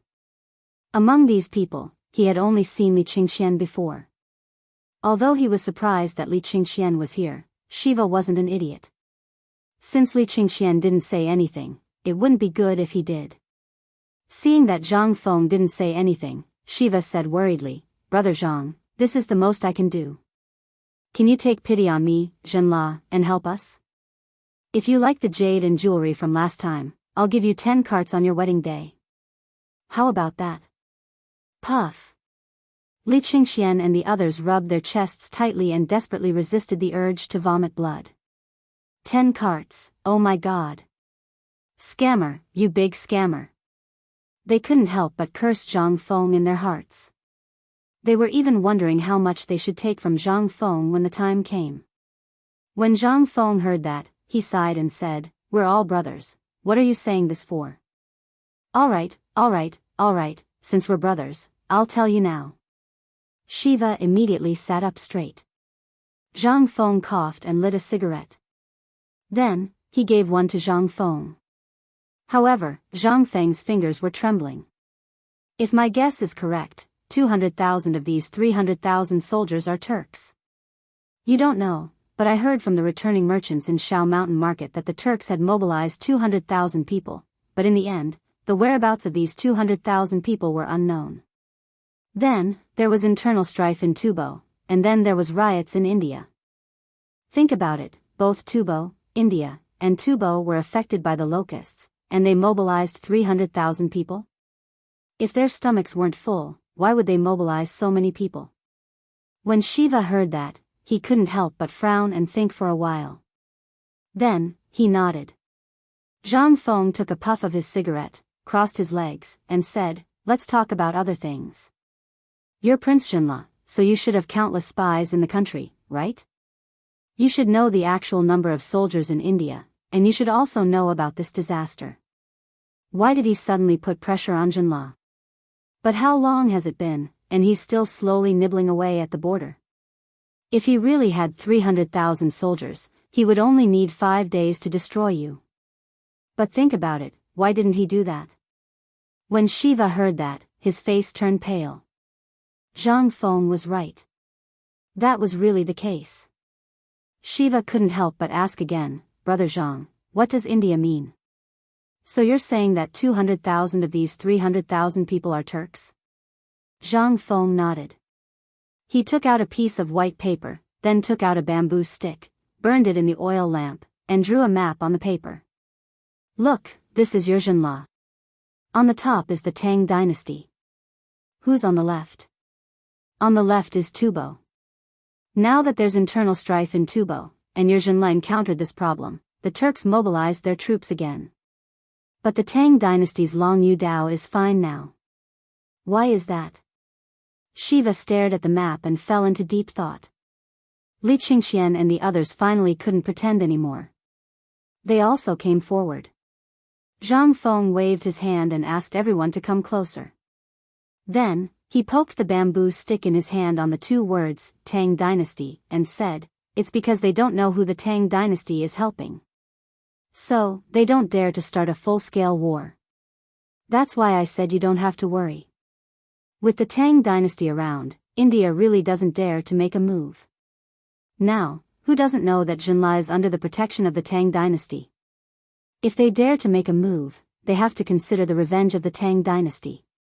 And to be honest, the Tang Dynasty has already mobilized their army." "The Tang Dynasty has already mobilized? Why didn't I know?" Shiva was completely stunned by Zhang Feng's words.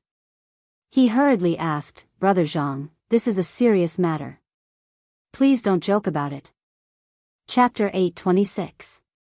As long as the Tang Dynasty was delayed, Zhenla would suffer for another day. Although Zhang Feng was right. The Indian army did not launch an all-out attack, but no one dared to be careless with a knife on their head. Zhang Feng saw that Shiva did not believe him, so he did not say anything. Instead, he continued to smoke. Shiva was anxious. How could Shiva, who had been taught a lesson before, not know what Zhang Feng wanted to do? He gritted his teeth and searched his chest for a long time before he took out an amber pendant. He handed it to Zhang Feng with a pained expression. "Brother Zhang, this was my mother's favorite when she was alive. I hope you will accept it." "Accept it, a relic from her mother." Zhang Feng's face darkened. He said with certainty, "Shiva, who do you think I am? This is your mother's relic." "Where is this?" "This is the academy. I, Zhang Feng, hate those who do not follow the rules of filial piety. How dare you give away your mother's relic to someone else? Someone, send the guest out." Sigh. Can you be a human? Li Qingxian could not stand it anymore. He slapped himself on the face and walked out of the living room in pain. Du Go and the others were watching with great interest. Shiva was shocked. He was almost scared to tears by Zhang Feng. He quickly put away the pendant. After some persuasion, Zhang Feng calmed down and said, "If you have something to say, just say it. Don't give me precious things. I, Zhang Feng, am not worthy of it. Alright, let's talk about this. Otherwise, you won't be able to eat or sleep well. As far as I know, 10 days ago, the palace issued 10 secret orders, ordering the soldiers of the prefectures and prefectures along the way to Chotsi city. This is the reason why the Indian army of 300,000 didn't dare to move." Chotsi city? Shiva was stunned. He did not understand. Zhang Feng saw that Shiva was about to ask an idiotic question again. He quickly waved his hand and said, "The Tang dynasty has a strategy called besieging way to save Zhao. Do you know about it?" Shiva shook his head in confusion. Zhang Feng was a little annoyed. his toes almost digging a big hole in the floor. He pointed at Dugo and said, "Dabing, you tell him." Dugo calmly lit a cigarette and slowly said, "Actually, this matter is very simple. Regardless of whether those 300,000 people are Turkic or not, there is no way to investigate this matter now, and there is no need to investigate it. Tubo also came to the Tang dynasty for help before, so the emperor pondered and felt that there was something fishy about this matter. If we send reinforcements, what will happen to the Turks?" In the end, it was Fengzi who came up with a plan to send troops to Chotsi city.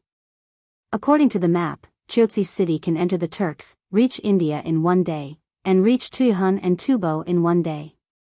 In this way, under the three-pronged attack, no matter what tricks they have, they won't dare to act rashly. Do you think that under the watch of the elites of the Tang dynasty, India will dare to abandon the capital and force their way into Jinla? Finally, Shiva's face slowly became agitated. At this time, he finally understood why those Indians, who clearly had such a big advantage, only lingered at the border. They didn't know the movements of the Tang dynasty's army. But waiting like this was not the way to go. He hurriedly asked, "Then, this is not the way to go either. Why didn't the warriors of the Tang dynasty attack India directly?" "You think too much."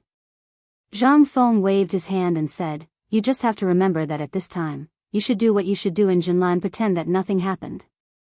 Your country must have spies all over. If you act as if nothing happened, then the war at the border will collapse by itself." "Is this even possible?" Shiva was stunned. But he didn't know whether Zhang Feng was right or not. However, since Zhang Feng said so, Shiva only needed to write a letter to know whether Zhang Feng was right or not. But in these 10 days, if the 100,000 Indian troops at the border of Jinla wanted to attack, they would have attacked long ago. Why would they wait until now? Now, it seemed that what Zhang Feng said was true. And this person just said that this was all Brother Zhang's plan? Could it be that Brother Zhang also studied this military aspect? A touch of excitement flashed in Shiva's eyes. "Brother Zhang, if this is true, I, as your brother, will repay you generously." Zhang Feng waved his hand and said nothing. This time, he would just treat it as doing a good deed. However, when he thought of the country's total foreign trade income for half a year, Zhang Feng almost laughed out loud. "Okay, we're all brothers. As brothers, that's enough. Okay, if there's nothing else, you should go back and have a look. But the green thing you brought last time, I really like it." Shiva heard this and patted his chest. "If Brother Zhang likes it, I'll send someone back to Jinla tomorrow and bring you a cart." A cart. Dugo also felt a little suffocated. In less than half an hour, Yi Zichen had arrived. Zhang Feng, this scammer, how many good things had he taken from them? This was too much. This was simply 2F** King Rich.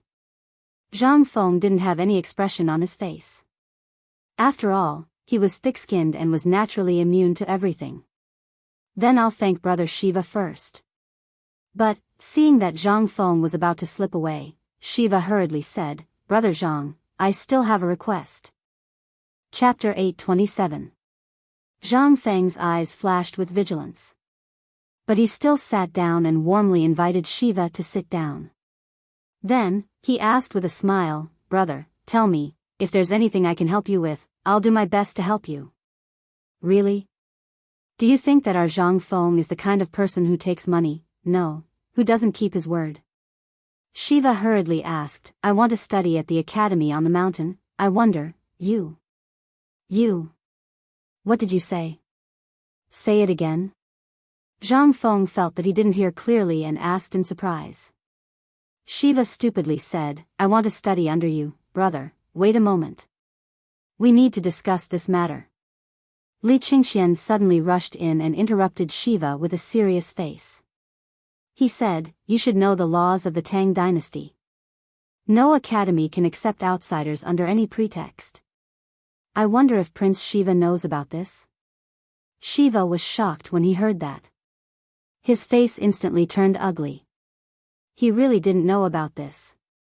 Zhang Feng didn't expect this either. But thinking about it carefully, there really wasn't such a rule during the Tang dynasty's Xinguan era. It was only during Wu Zetian's era that this kind of thing seemed to be slowly accepted. Shiva also knew that this matter was a little difficult. He could only give a fist salute and walk out of the wooden house. His main purpose of coming here was to learn everything about the Tang dynasty and then benefit Xinla. If he didn't even learn anything from Zhang Feng, then he was unwilling to accept this. Shiva was actually an ambitious person, but at this moment, once the door was closed, Li Qingxian looked at Zhang Feng with a serious face and asked, "Fengzi, you have to think about what I said just now. If you blindly accept him, then there will be people from the Supreme Court inviting you for tea tomorrow." Although Li Qingxian knew that Shiva must have his father's permission to go up the mountain in front of everyone, he didn't give any specific advice on how to do it. Obviously, he wanted to let Zhang Feng make the decision himself. Zhang Feng asked curiously, "Then, is there any way to overcome this legal system?" Zhang Feng didn't really care if he took the Shiva or not. However, when he thought about the treasures of the level 10 car and the profits he could make in half a year, he was envious. Who asked him to be so poor that he didn't even have food to eat? Zhang Feng's question really stumped Li Qingxian. He hurriedly asked, "Dating, you're more familiar with these things. Think about it and see if you have any ideas." "There is a way, but it all depends on whether this Crown Prince Siwa is willing or not." Dugo stroked the small mustache on his chin and frowned. "Merchants can stay on the mountain, but there are also slaves. If this Shiwa is willing to be Feng Zi's slave and come to the mountain as a slave, then that's fine, but it's not like you don't know that slaves aren't qualified to enter the school," Li Qingxian interrupted Dugo. Dugo glanced at Zhang Feng and said, "Who said so? Look at Feng Zi. Now, everyone in the academy can study in the academy. Does this rule work on him? Look at how many slaves there are in the academy now." As he spoke, Dugo took out a thick register from Zhang Feng's bookcase with a cigarette in his mouth. He patted it and said, "Up until now, there are 2003 people in the academy. More than half of them are slaves. What do you think?" Li Qingxian was stunned. So many? Although he didn't know if this was the right thing to do, but Yu Shinan and the others hadn't seen this register yet, he didn't dare to say anything.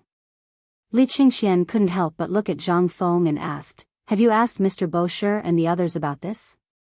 "Why should I ask them? This academy is mine. I can do whatever I want. As for asking them? Besides, what's wrong with slaves?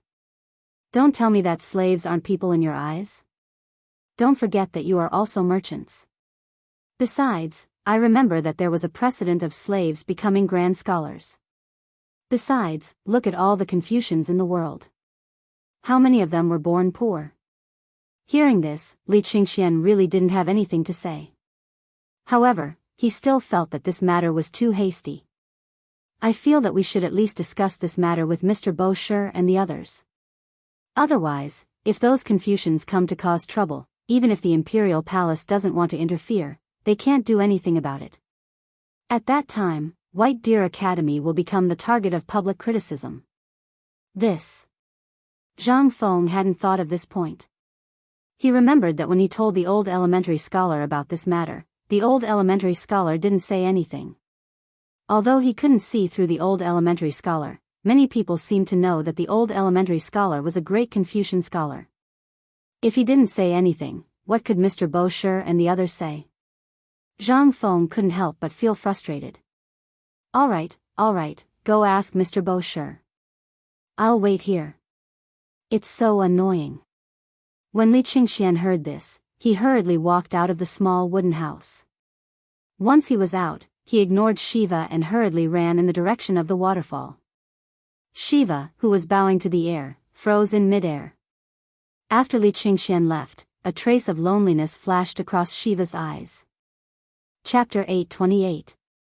Yu Shinan was very excited these days. But he also had a headache. Facing the reprimands from countless Confucian scholars, Zhang Feng's letter, and the fact that this kid was not doing his job. He was tinkering with something in the forging workshop all day long. Finally, the matter of the white paper was settled. They didn't see him again. They drank tea, looked at the waterfall in the distance, recited poems, and touched the white paper with a smile. From time to time, they even dipped it in their mouths. Then, they let out a satisfied sigh of admiration. It was as if the white paper was very fragrant. At this moment, in front of the bamboo house, Li Qingxian's voice slowly sounded, and they couldn't help but feel a little surprised. Student Li Qingxian greets the gentleman. Li Qingxian still paid attention to etiquette. When there was no one around, he had the image of an elegant young master. Yu Shinan and the others nodded in satisfaction. Get up, sit. Li Qingxian didn't stand on ceremony. After sitting down, Yu Shinan asked again, looking at your face, did that kid cause some trouble again? Li Qingxian's face twitched. He wanted to say something, but now he couldn't say anything at all. He hurriedly said, what are you saying? Nothing happened to Fengzi, but... Seeing that Li Qingxian was hemming and hawing, Ouyang Sun glanced at him. He knocked on the small stove and said, if you have something to say, just say it. Don't hem and haw. He was just short of saying, you are the crown prince, you have to pay attention to your royal appearance. Li Qingxian also understood the meaning of their words. He couldn't help but touch his nose and said, just now, the crown prince of Jinla, Shiva, went up the mountain. Oh, isn't it just a little crown prince? Ouyang Sun was about to say something, but seemed to have thought of something. He looked up at Li Qingxian in surprise and said, don't tell old man that the crown prince also knows Zhang Feng. Hearing this, Sun Simiao, Chu Suiliang, and the others also looked up in surprise and stared at Li Qingxian. As far as he knew, one of them was a slacker in the marketplace who had just left his home and wanted to start a business, while the other was a prince from another clan. How could the two of them have crossed paths? Li Qingxian also recounted the strange experience of the two to everyone in detail. Involuntarily, the faces of Ouyang Sun and the others were incomparably colorful. So this brat is actually a big swindler? This. I can't be deceived. Of all the things this kid can do, he just has to do it. Alright, no one is perfect. Don't be so harsh on him. After all, this kid is also very good. Sun Simiao hurriedly stood up to smooth things over. Only then did they stop criticizing Zhang Feng. Sun Simiao then asked, then this time, did Shiwa come up the mountain because of Zhenla being surrounded? If it's really just for this, it's fine. Li Qingxian said with a wry smile, this kid has been wandering around Chang and city for 10 days. During these 10 days, he did nothing but check all the things that Fengzi made. He even squatted at the foot of the mountain for a long time. This time, he could come up the mountain probably because of my father's idea. And as soon as he came up the mountain, he wanted to enter the academy to study. Bam! Hearing this, the small spoon in Ouyang Sun's hand shook and fell on the teapot. In an instant, the delicate handle of the teapot was instantly smashed. You said, he wants to enter the academy to study? Finally, Ouyang Sun and the others reacted. The next moment, they could not help but ask in unison in horror, that kid said so? Did he agree? After asking 2 questions in a row, Li Qingxian could not help but say in his heart, as expected. This was not only against the rules, but also against the laws of the Great Tang. Su Rian had said that Zhang Feng had broken the rules, but the concept that those who were not of the same race were bound to have different hearts still did not allow them to do anything that exceeded common sense. In their view, if an outsider wanted to learn the information of the Han people, what was the difference between that and stealing?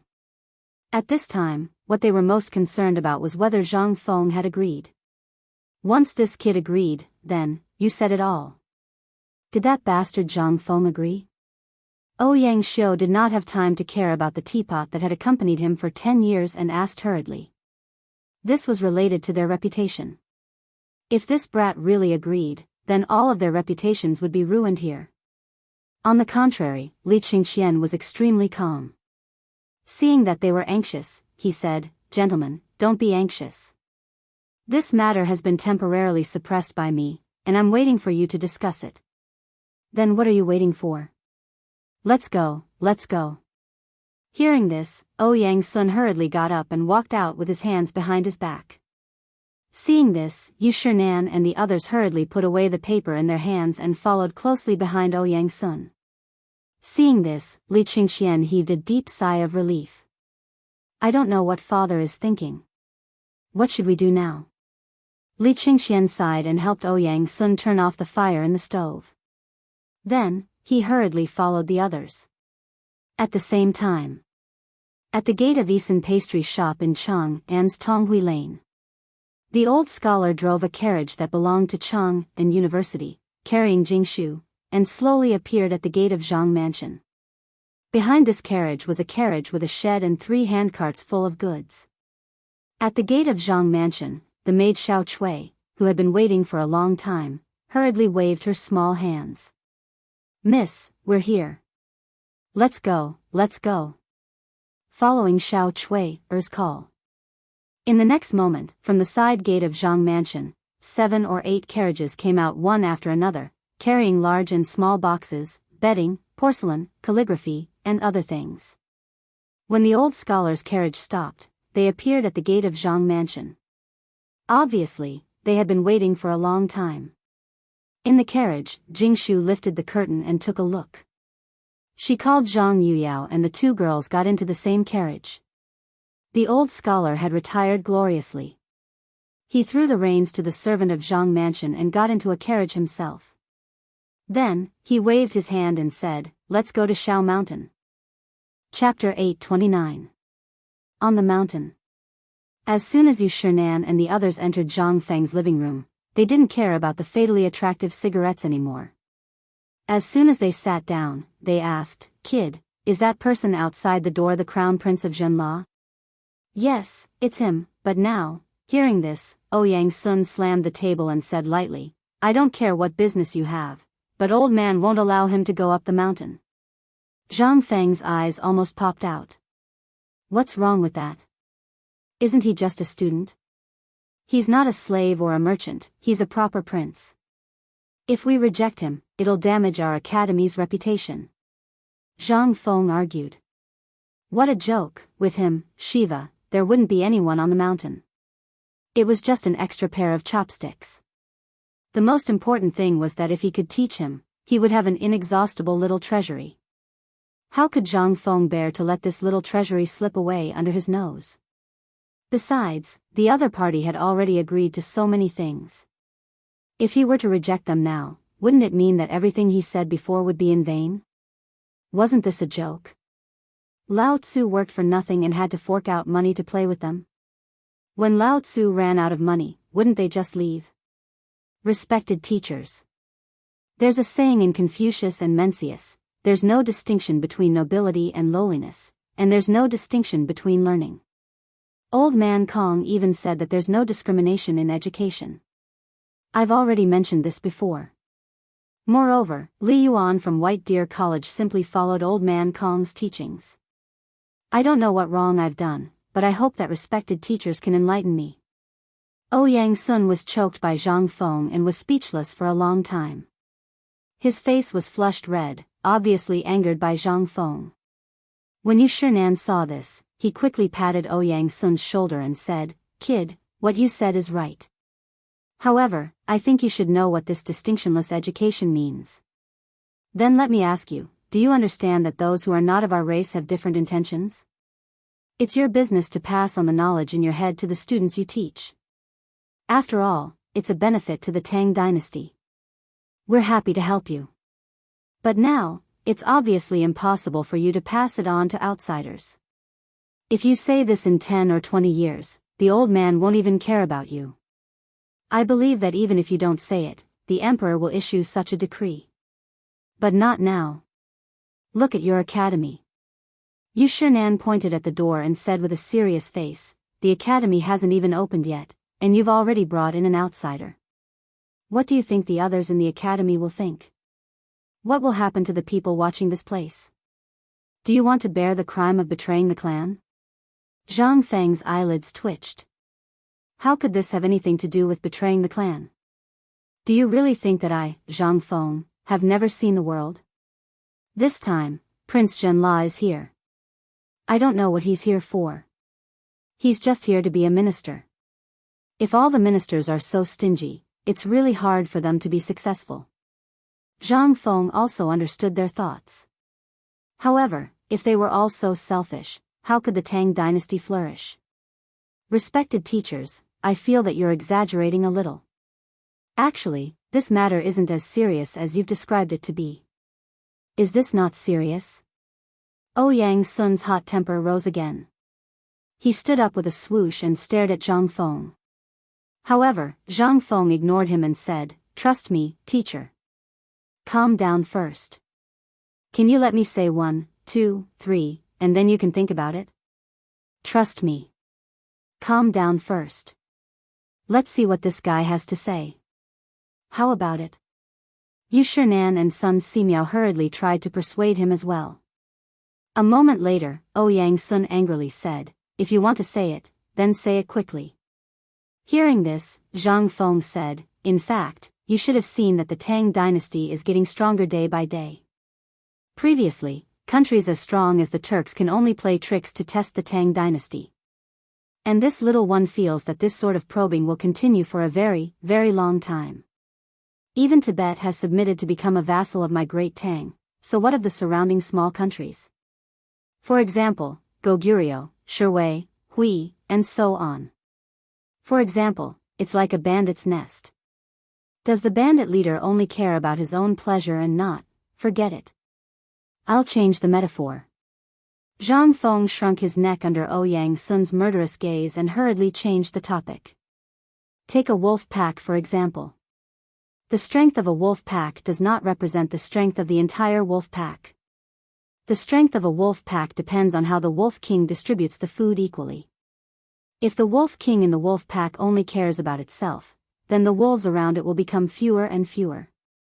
In the end, it will be the only one left fighting alone.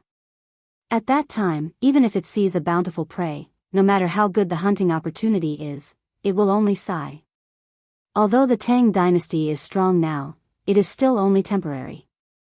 The people who rely on the Tang dynasty all hope to be sheltered and learn something. Then, when they become stronger, the Tang dynasty will get more rewards. In this way, a huge net of interests will be formed. Then, who can defeat the Tang dynasty? Chapter 830. Zhang Feng's mouth flew up and down, and Ouyang Sun was really confused. Sometimes he frowned and thought deeply, and sometimes he gasped. Anyway, he felt that something was wrong. Yu Shinan and the others were the same at this time, but they were slightly better than Ouyang Sun. They could feel that Zhang Feng's mouth could even bring the dead back to life. Li Qingxian, who was standing at the door, was deeply shocked at this time. He felt that what Zhang Feng said now was reasonable, but in the end, he couldn't help but exclaim, "Fengzi, you are talking about the way to govern a country?" As soon as Li Qingxian's voice sounded, Ouyang Sun was instantly shocked and understood. "Fengzi, is what he said true?" Zhang Feng nodded, "You can say that, but these things are all universal. So, Mr. Xian Ben, do you think what I said is right?" Ouyang Sun's face couldn't help but become serious. "National policy, this is national policy, how does this kid know so much?" Ouyang Sun couldn't help but anxiously walk around in the room, with his hands behind his back. After a while, he asked, "Fengzi, old man, ask you, this thing, other than here, who else have you told?" Zhang Feng was stunned. "What did you say?" "The national policy you just mentioned?" "I told you here, and Lao Li and the others also know about it." The matter of the drought in Longyu Road, Li Qingxian interrupted Zhang Feng and said, "Mr. Xian Ben, let me say this. This matter was nothing in their eyes, but in the eyes of these pedantic people, it was the crime of deceiving the emperor. Other than the emperor, who could talk about national policy?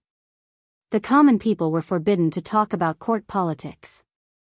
Although Zhang Feng was considered an idle person at this time, if this spread out, it would be terrible. Therefore, Li Qingxian felt that it would be best to use their identities to speak to these pedantic old fogies.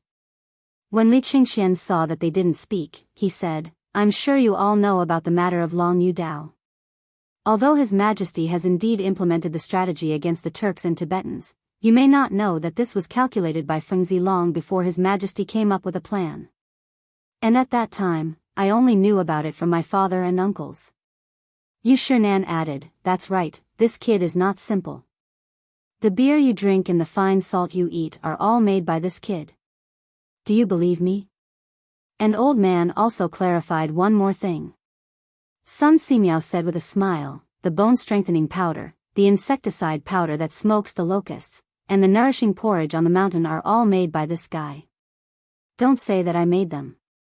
I really can't afford to take the blame. Hiss.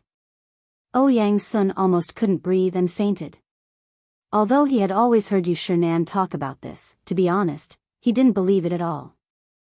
But now that he heard Zhang Feng talk about national policy again, he was so shocked. After hearing it from others, this kid actually didn't refute. It seemed that these things were all made by this kid. Ouyang Sun quickly gasped for breath, suppressed the shock in his heart, and asked, Kid, what else haven't you done? I have so many things that I haven't done. I'm really afraid that I'll send you away if I say it all at once. Thinking of this, Zhang Feng cupped his hands and said, not for the time being. What I want to do most now is to make White Deer College the world's White Deer College. What I said today will be taught in the college in the future, and these things are all in the books I wrote. I know that all of you think that I'm crazy, but I must tell you that I'm not crazy. All of you know just how many people there are in the Great Tang who can read and write. What can these people do? Now the Tang dynasty's scholars are gradually rising rapidly, and the number of businessmen coming to the Tang dynasty is gradually increasing. If this goes on, how many people in the Tang dynasty will be able to do business in the long run? How can we maintain the reputation of the Tang dynasty? Do you want others to laugh at the Tang dynasty and say that everyone in the Tang dynasty is a country bumpkin who can't even read a word? Then if that's the case, won't my great Tang really be laughed at by others, and we won't be able to follow Confucius's admonition? If that's the case, what's the difference between us and those who deceive their masters and destroy their ancestors? They didn't think much of it before. But at this time, when Zhang Feng said this, Yu Shinan and the others suddenly changed their expressions and stood up with a swoosh. Seeing this, Zhang Feng quickly said, Kid, you're doing this for the benefit of the Tang dynasty. Think about it. Why did I spend so much effort and energy to open the college at all costs? Isn't it all for the Tang dynasty? Once the Tang dynasty becomes powerful, who will dare to bully, humiliate, beat, and scold me? But a powerful and famous clan needs to be built up piece by piece. Just like the college outside, if there is no foundation stone, how can a tall building rise from the ground? Chapter 831. Zhang Feng's poisonous chicken soup. It directly poisoned everyone present. However, Zhang Feng still did not give up. If he did not persuade these people at this time and make them feel comfortable, he would have to do it. In the future, these people would have to stand up from time to time and pull him back. Zhang Feng could not help but say again, actually, I didn't want to do all this. You don't know, but Li Gan knows. I was originally staying in my small tavern and idling away my days peacefully. But it's all because of that Lao Li. He urged me to become an official all day long. I didn't become an official. Later on, listen to what he said, I need to take the imperial examinations. Only the imperial examinations can lead to an official career. I, Zhang Feng, am so handsome, so cute, so resourceful. Even Zhuge Kongming has to call me master. Why would I need these things? This is nothing. I'll take the examinations. I heard from Lao Li that the emperor said that it was just a formality. But this Lao Li is trying to persuade me to open an academy. This, if it's opened, then so be it. Just as I was about to show off my skills, why are there so many obstructions? Zhang Feng had not been so happy to show off in a long time. While beating down bitter water, he also scolded the few of them. Moreover, he didn't even use a single vulgar word. How could these people be a match for Zhang Feng? Compared to the people of this era, the people of this era did not know how to lie. It could be said that they had not learned how to lie in a roundabout way like Zhang Feng. Therefore, Zhang Feng succeeded at this time. He successfully forced his poisonous chicken soup of the 21st century down their throats. He successfully made the 4 great Confucians drunk. At this time, Zhang Feng seemed to be a little unsatisfied. He once again told them about the improvements and the innovative idea of the great harmony of the world. Involuntarily, these people instantly entered a state of confusion and could not extricate themselves. However, when Zhang Feng led the topic to Shiva in a roundabout way, Yu Shinan and the others came to their senses. That's not right. Kid, don't try to bewitch us. By the way, what do you mean by the great harmony of the world? Stop quarreling. Old man wants to know what the great harmony of the world means. Ouyang Sun waved his hand and shouted loudly, causing everyone to quieten down. He looked at Zhang Feng with an expression that seemed to say that if Zhang Feng didn't explain himself, he wouldn't let this matter rest. Zhang Feng didn't expect that the old man would still be able to understand the crux of the matter. He could not help sighing and said, the so-called great harmony of the world means, for example, now you want to eat a kind of food from the Western region, such as the fruit of the Western region. This is basically impossible now. But if I tell you that you only need to tell me, there will be dozens of exquisite specialties of the Western region in front of you in an instant, and it won't cost much. Will you believe it? For example, now you are in Chang'an City. If you want to eat food from all over the world, there will be people delivering it to you in an instant. Even if you want to travel around the world, you can basically go to the place you want to go. This is the great harmony of the world. To put it in layman's terms, the great harmony of the world is the Tang dynasty. It has become a situation where everyone knows that when they see a Tang, they will make way for you with great respect and let you pass. This is the great harmony of the world. In fact, Zhang Feng did not say it correctly. To be honest, he really did not know what the great harmony of the world was. He could only give a general idea. Anyway, the general idea was enough. These people could not understand. Sure enough. Zhang Feng's words once again made Ouyang Sun fall into a long contemplation for a long time. Yu Shinan took a deep breath and said with a strange look, boy, in the end, you just want to say that you want to accept Shiwa? Well, more or less. Only by letting more people understand the culture and language of the Tang dynasty, the influence of the Tang dynasty will be more far-reaching. This is a way to have the best of both worlds. Although what you see now is that they have secretly learned the things of the Tang dynasty, their roots are still in our hands. Think about it. 10 years later, all the vassal states around the Tang dynasty will be proud of the Tang dynasty's language, culture, customs, and clothes. Do you think they have secretly learned from us, or what? Silence. Dead silence. Everyone understood. He said a lot. This was the most important part of this sentence. It was just that they could not imagine a bearded Kunlun slave speaking fluent Guanzhong language and wearing the clothes of the Tang dynasty. What was this? What was this? Zhang Feng was right. The goal of these people in their lives was to maximize the spread of what they had learned, so that their ideas could spread. And to what extent did they achieve in hundreds of years? Although Zhang Feng's approach seemed a little exaggerated, if it was really so, wouldn't it be, at this time? The happiest and most excited person was Li Qingqian. His eyes were full of stars as he looked at Zhang Feng. With a voice that only he could hear, he kept repeating this sentence. Mine, mine, it's all mine. Chapter 832. Although the old man doesn't know what you want to do, the old man wants to see what you'll do in 3 years. Sun Simiao touched his beard and lit a cigarette with trembling hands. He took a puff and said with a smile, I know why you asked me to come up the mountain. It's not about the pig, nor is it about this pot of nutritious porridge. You want me to teach you my medical skills on the mountain, right? Hearing this, Zhang Feng was about to say something. Sun Simiao quickly stopped him. Don't say anything. If you continue, I'll be so excited that I'll sell myself. You're very bad. Let me say it. Sun Simiao sighed. With his hands behind his back and a cigarette in his mouth, he looked at the group of old fellows who were in deep thought and said, actually, your medical book is somewhat against common sense. Even if I study it in my lifetime, I won't be able to comprehend it in a short time. So, when you gave me the medical book, you already had a plan, right?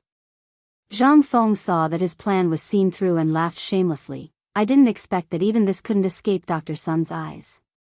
I'm too stupid. You're very cunning. Sun Simiao scolded angrily. The old man has always been upright, but he has been led astray by you. From not having a good appetite to not being able to drink and smoke. If you leave now, the old man won't be able to eat anything else. Forget it, you don't have to ask the old man. I'll stay, but you must remember one thing. As long as I need it, no matter what you're doing, you must teach me, such as experimenting on mice. Zhang Feng saw this and almost hugged Sun Simiao and kissed him. Okay, as long as you need it, even if it's growing flesh and bones, I can teach it to you. When will you stop bragging? Maybe you'll be a first-class official by now. Sun Simiao was speechless and stared at Zhang Feng. He naturally didn't believe in growing flesh and bones. How could there be such a magical thing in this world? Alright, let's talk about the kid outside first. After Sun Simiao walked around twice, he looked at Li Qingxian and said, You mean to say that your father agreed to this matter? After Li Qingxian nodded, Sun Simiao lowered his head and pondered for a moment. Then he patted Yu Shinan and the others on the shoulder and said, Old friends, the matter of whether we accept Shiva or not has already been decided. The few of them were stunned upon hearing this. Sun Simiao repeated, Li Gan's father. Sun Simiao emphasized the word father and then continued, if he didn't agree, would the Li family servants at the foot of the mountain let him go up the mountain? You guys are also digging your own horns. Hearing this, they all nodded. Only then did he come to a realization. In his haste, he had neglected such an important matter. Without the emperor's permission, not to mention this kid, even one of them would not be able to go up the mountain from the side of the Chang and military camp. This was all arranged by the emperor.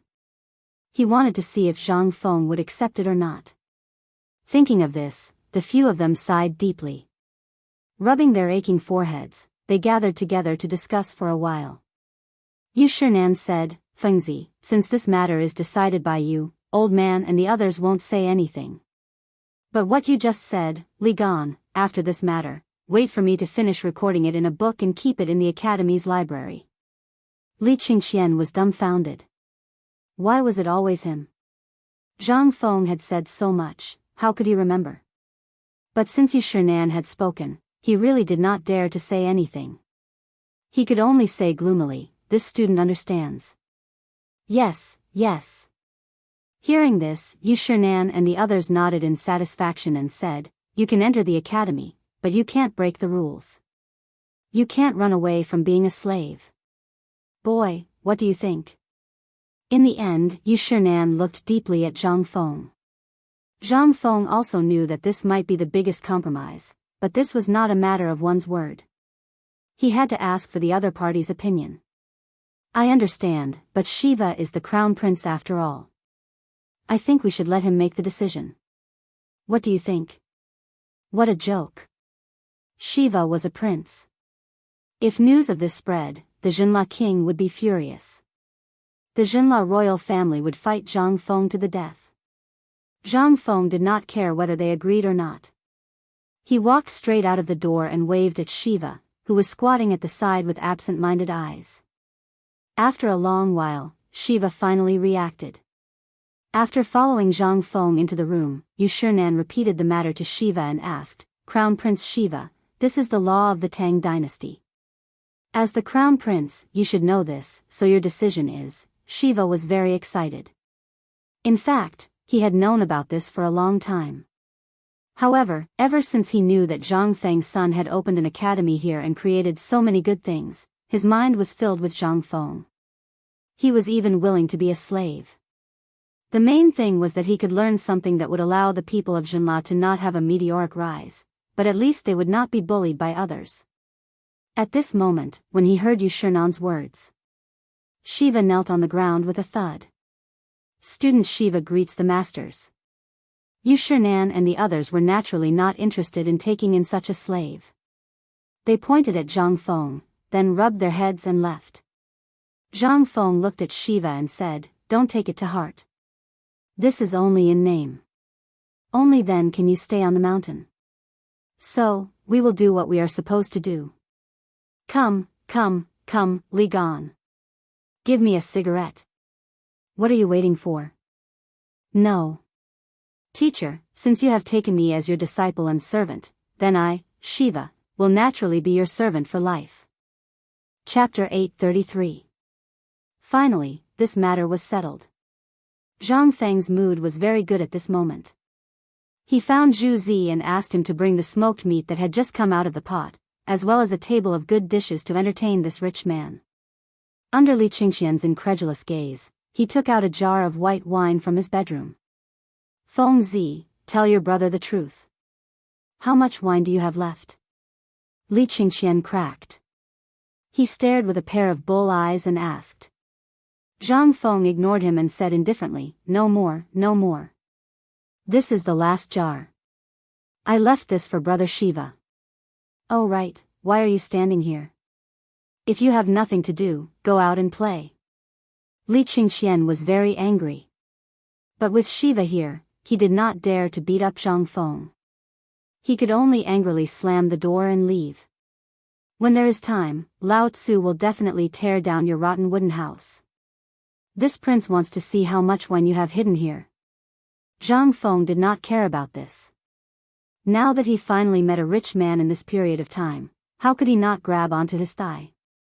He laughed and poured a cup of wine for Shiva, then said, "Since we parted last time, we haven't seen each other for 3 months, right? It has been 3 months. I didn't expect so many things to happen in these 3 months. In the blink of an eye, you, a guy from the marketplace, actually became the dean. And I, sigh."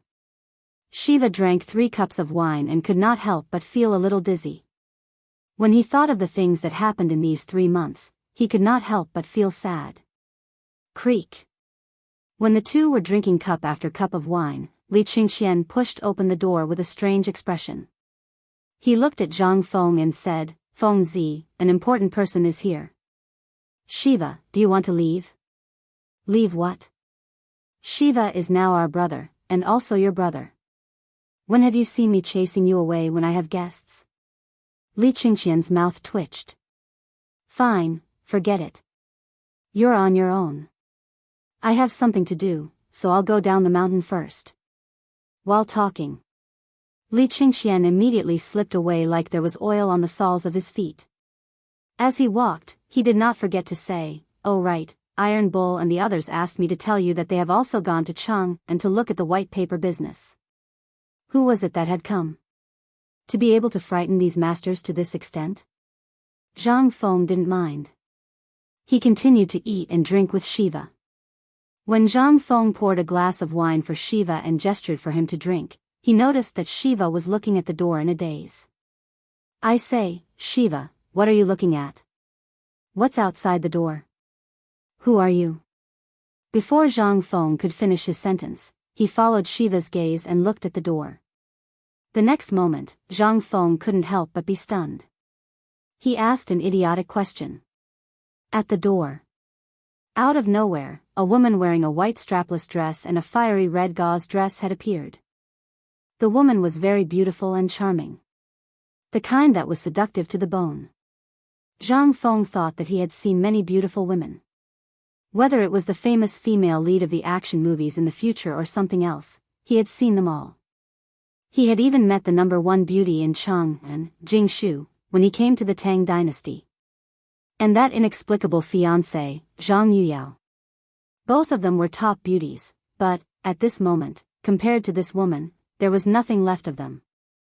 The woman's eyes were very big, and the corners of her phoenix eyes were slightly upturned. She had a charm that could devour one's soul. Even Zhang Feng, who had seen many beautiful women, couldn't help but feel a little overwhelmed. Damn, is this a demon? Dodgy? After looking at the woman for 10 seconds, Zhang Feng finally came back to his senses with a gasp. The woman at the door looked at Zhang Feng with a little surprise. Then, she bowed and said, "Can I go in and have a drink?" "Yes. Yes." Oh my God. This voice. Zhang Feng instantly felt that the blood in his body was boiling. But soon, Zhang Feng knocked into the oil lamp used to light cigarettes. Only then did he come back to his senses. He coughed and stared at Shiva, who was drooling, and said, "Get out. If you have nothing to do, find something to do." After hurriedly chasing Shiva out, Zhang Feng then welcomed the woman in. When the two of them stood together, Zhang Feng was once again stunned. He was 1.8 meters tall, but there were no high heels in this era. This strange woman was actually the same height as him. Zhang Feng took a deep look at the woman's proud place. Then, he obediently retracted his gaze. He poured a glass of wine for the woman and asked, "May I know why you are here?" The moment the question came out, Zhang Feng wanted to slap himself. What an idiotic question. What was wrong with him today? How could he ask such a question? And most importantly, Zhang Feng was shocked to find that his brain short-circuited several times when this woman appeared. Zhang Feng couldn't help but be alarmed. If this woman was sent by someone else to harm him, he would have knelt down by now. Zhang Feng's back was already covered in cold sweat. After taking 2 deep breaths, he returned to normal. As long as he didn't look at her eyes, nothing would happen. What was there to be afraid of? Thinking of this, Zhang Feng then cupped his fist and smiled elegantly. "I haven't asked for your name yet. Sorry for being rude." The woman pursed her lips and smiled. Zhang Feng was so scared that he quickly lowered his head and looked at the wine glass. "My surname is Yu. You can call me Yu, Chapter 834. Yu. What kind of immortal would come up with such a name? Well, the name is really appropriate.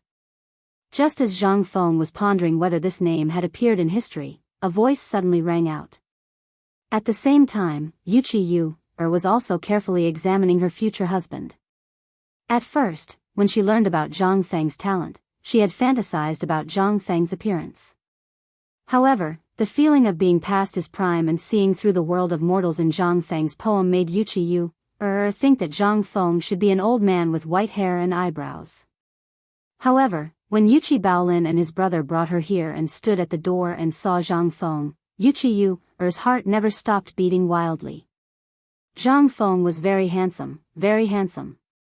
He was not like those burly men, nor was he like those pedantic Confucian scholars, whose eyes were full of greed when they saw her.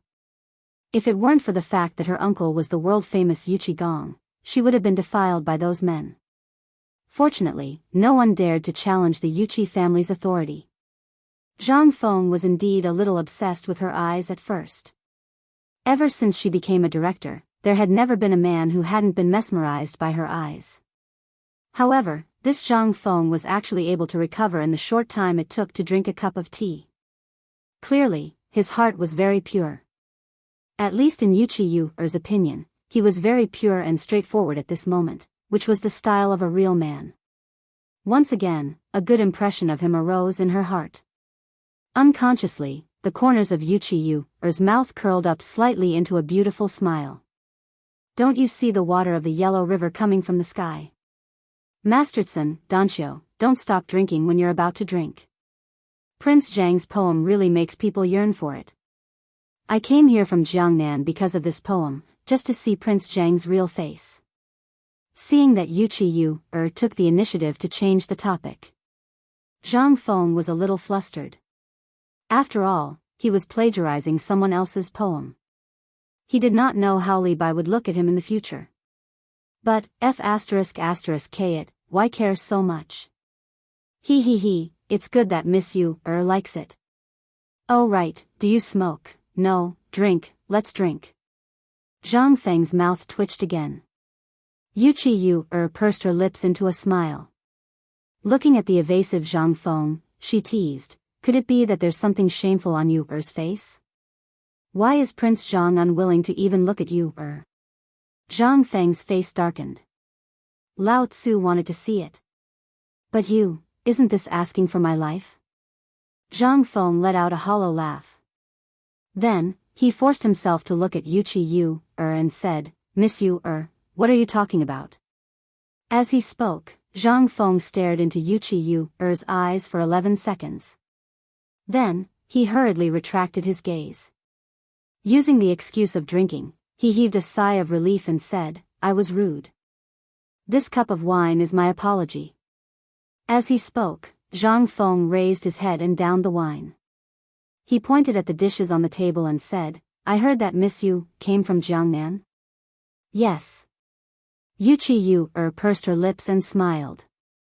If this little girl said that you came here for young master, would young master believe me? Hee hee. Zhang Feng let out a hollow laugh. Like hell I'd believe you. But he only dared to say this in his heart. Miss Yu must be joking. What did this little one do to deserve Miss Yu's attention? Just because of young master's 11 poems. Hearing this, Zhang Feng said, those are all trivial things that I made up when I had nothing better to do. Hee hee hee. Yuqi Yu laughed again. She drank alone and said, then, Prince Zhang, do you know that all the scholars and beauties in Jiangnan are rushing to Cheng, and just like you As for their purpose, young master naturally knows. Along the way, Yu saw that Prince Zhang had single-handedly turned this originally barren Shao mountain into such a prosperous place. This is truly a blessing for our Tang dynasty. However, why didn't Prince Zhang continue on the path of poetry? Why did he want to open an academy here to teach and educate people instead? On the way up Shao Mountain, Yuqi Baolin and his 2 brothers had dragged Qing Chumo and the others to tell Yuqi Yu They had even dug out what time Zhang Feng went to bed and what size his pants were. All of this had been pulled out from the mouths of Qing Chumo and the others. Especially after learning about paper and the smelting workshop. Yuqi Yu was even more surprised. When she asked again, she saw that Zhang Feng was somewhat absent-minded and felt that it was a bit rude. She couldn't help but purse her lips and smile. Forgive me for my rudeness. I won't disturb you anymore today. Yu hopes that Prince Zhang will do me the honor of reciting a poem with you another day. When Zhang Feng heard this, he felt as if he had been pardoned. Miss Yu is too serious. It is this one's fortune to have met such a beautiful person like Miss Yu As long as Miss Yu comes, I, Zhang Feng, will naturally sweep the bed to welcome you. Will you? Yuqi Yu covered her mouth and smiled. Her question stumped Zhang Feng. Yuqi Yu stopped teasing Zhang Feng. She bowed slightly and bid him farewell. However, the moment she turned around, a trace of loneliness flashed through her eyes. In the end, it was because of her seductive eyes. Although Zhang Feng hadn't said anything, she had always felt that there was an unseen abyss between them. However, the loneliness in her eyes only appeared for a moment before disappearing without a trace. When she saw the palanquin appear at the mountain entrance, a smile flashed across her lips. Happiness was to be grasped by oneself, not by charity. A long time after Yuqi Yu left, Zhang Feng was still staring at the slowly disappearing palanquin. He went to the kitchen and asked Old He and the others, who were dumbfounded, Old He, have any of you heard of someone called Yu? But when he thought of this, Zhang Feng thought of another important matter. He asked fiercely, who led her up the mountain? Chapter 835. No one could answer Zhang Feng's question. Because Yuqi Yu had just arrived in Cheng and yesterday, and then went directly to Yuqi Mansion. Today, she sat in Yuqi Mansion's sedan chair and went up the mountain. However, when Zhang Feng saw the sedan chair at the mountain gate, Zhu Zi said, Brother Feng Zi, Brother Tai Niu and Brother Yu Lin brought her up the mountain. But it seems that they all know each other, especially Brother Tai Niu. The way he looked at the girl just now was like the way a man looks at a prostitute at the gate of a brothel. Zhang Feng heard this and glared at him, don't talk nonsense. Zhu Zi shrunk his neck and said with grievance, this is the truth. You can ask them. They all saw it. And these guys definitely have bad intentions. After taking the girl up the mountain, they ran away as if they were fleeing for their lives. Fleeing for their lives? But Zhang Feng thought about it and really believed it. Yu Er's eyes were really not something an ordinary man could bear. He didn't know what kind of reincarnation of a demon she was. He didn't even remember such a person. It was reasonable to say that such a person should be very famous in history. But now, it seemed that there wasn't even a word or two about her. Brother Feng Zi, you'd better go back first. Look, Miss Zhang and the old scholar are here. When Zhang Feng was breathing and thinking, Zhu Zi's voice surprised Zhang Feng. He looked at the mountain gate again and saw that the sedan chairs had already come up the mountain. He knew the sedan chairs of Cheng and University. Although he didn't know the sedan chairs of Zhang Mansion, he really couldn't find a second one in Cheng and City like little Cui Er's emerald green clothes. Seeing this, Zhang Feng's lungs were about to explode with anger. What the hell were these guys doing? Zhang Feng didn't care about anything else. Looking at the rows of carriages and handcarts, his eyelids twitched, and then he hurried to the mountain gate. When Zhang Feng arrived, the carriage had already stopped in front of Zhang Feng's door. Sedan chairs were not allowed on the mountain, but Zhang Feng's house was only a few hundred steps away from the mountain gate. Moreover, the sedan chair the old scholar was sitting in was from Cheng and University. Everyone on the mountain knew that Cheng and University was also the property of the dean. Naturally, no one dared to block the way. Not to mention the sedan chair of the Zhang mansion. What a joke. Even little Cui Miss Zhang's personal maid, had come. What did that mean? That meant that the dean's wife was here as well. They dared to stop anyone, but would they dare to stop the dean's wife? Even if they were given 100 guts, no one would dare to do such a thing. Old Xiuzai, why didn't you tell anyone that you were going up the mountain? When Zhang Feng saw the old elementary scholar get off the carriage from afar, he hurriedly walked over and cupped his fists. The old scholar glanced at Zhang Feng and didn't say anything. Instead, he asked, "What's the matter with that woman who just came down the mountain?" How would Zhang Feng know what was going on? Well, she's Qing Tinia's relative. I don't know what she does either. She just came to sit for a while and then left. The old scholar looked at Zhang Feng suspiciously, but didn't say anything in the end. He pointed at the carriage behind them. Then, he went straight to Zhang Feng's small wooden house. Zhang Feng was stunned.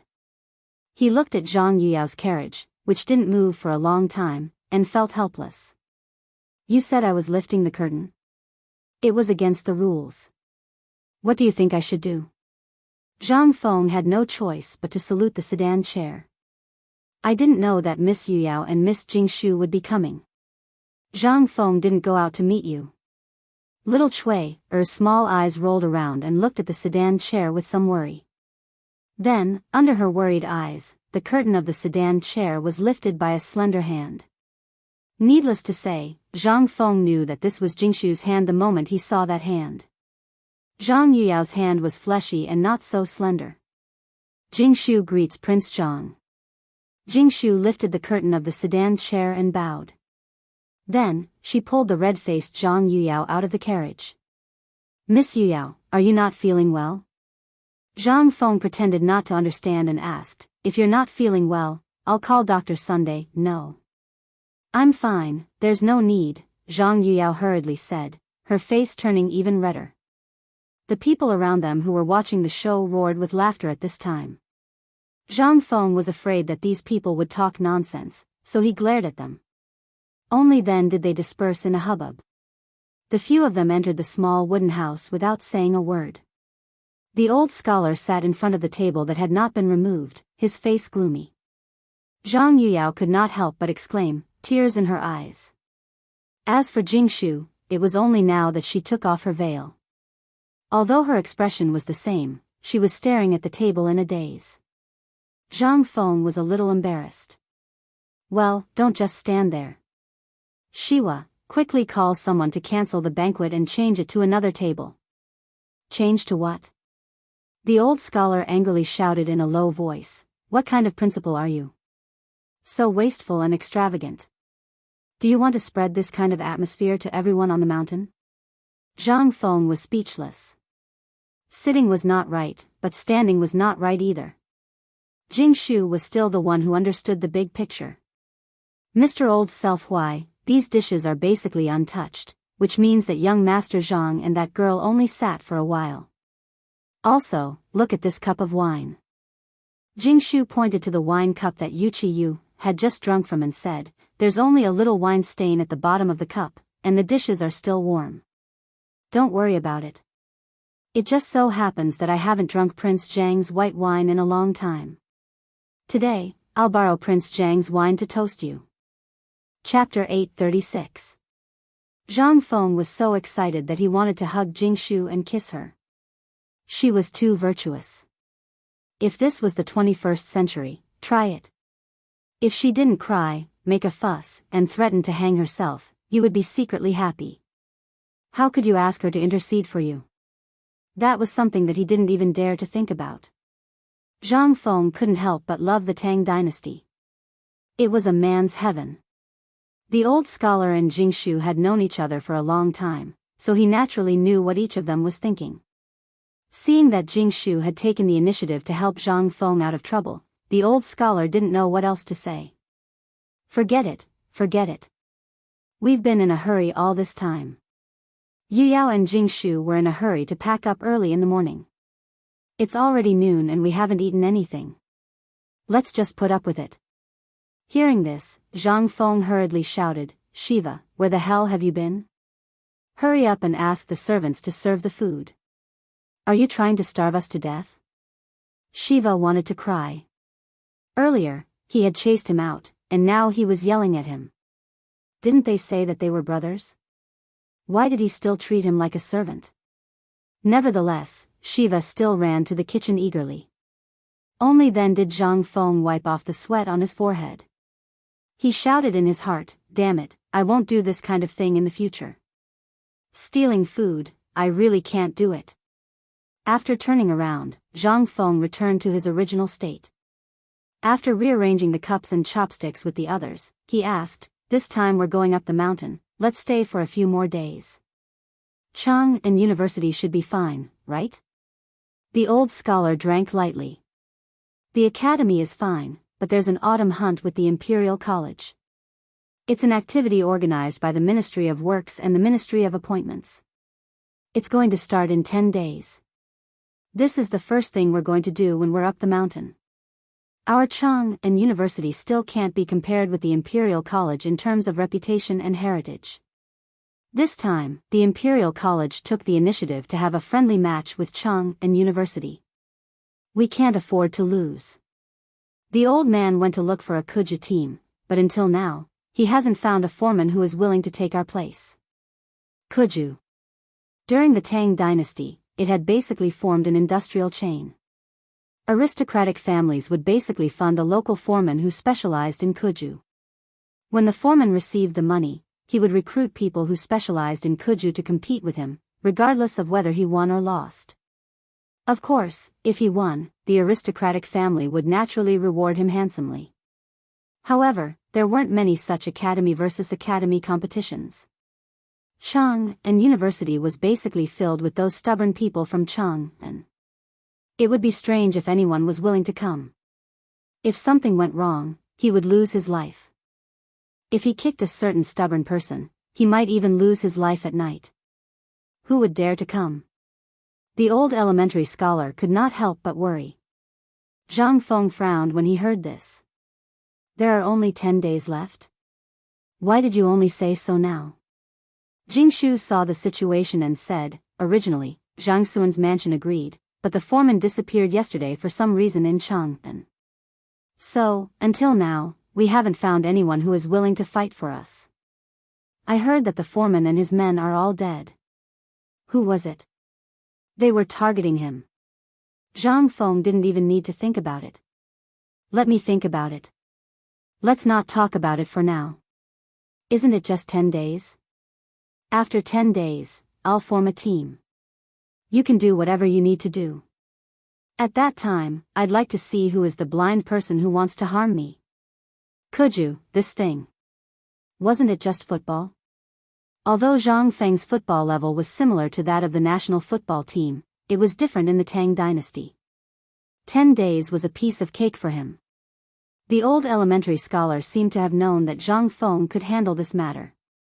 Hearing this, he didn't say anything and just focused on eating and drinking. After a while, several bowls of fragrant porridge were placed on the table. The old elementary scholar wrapped the porridge with pieces of fat streaky pork and ate and drank, ignoring Zhang Feng. Zhang Feng smiled and said, "Slow down, old elementary scholar. No one is going to fight with you. I still have things to do." As the old scholar ate and drank, he said, "The second thing is about the cigarettes. It's best to let the people of Zhang Mansion handle it for you. After all, they're family, so don't worry about their safety. As for your brothers, you'd better not mess around with them.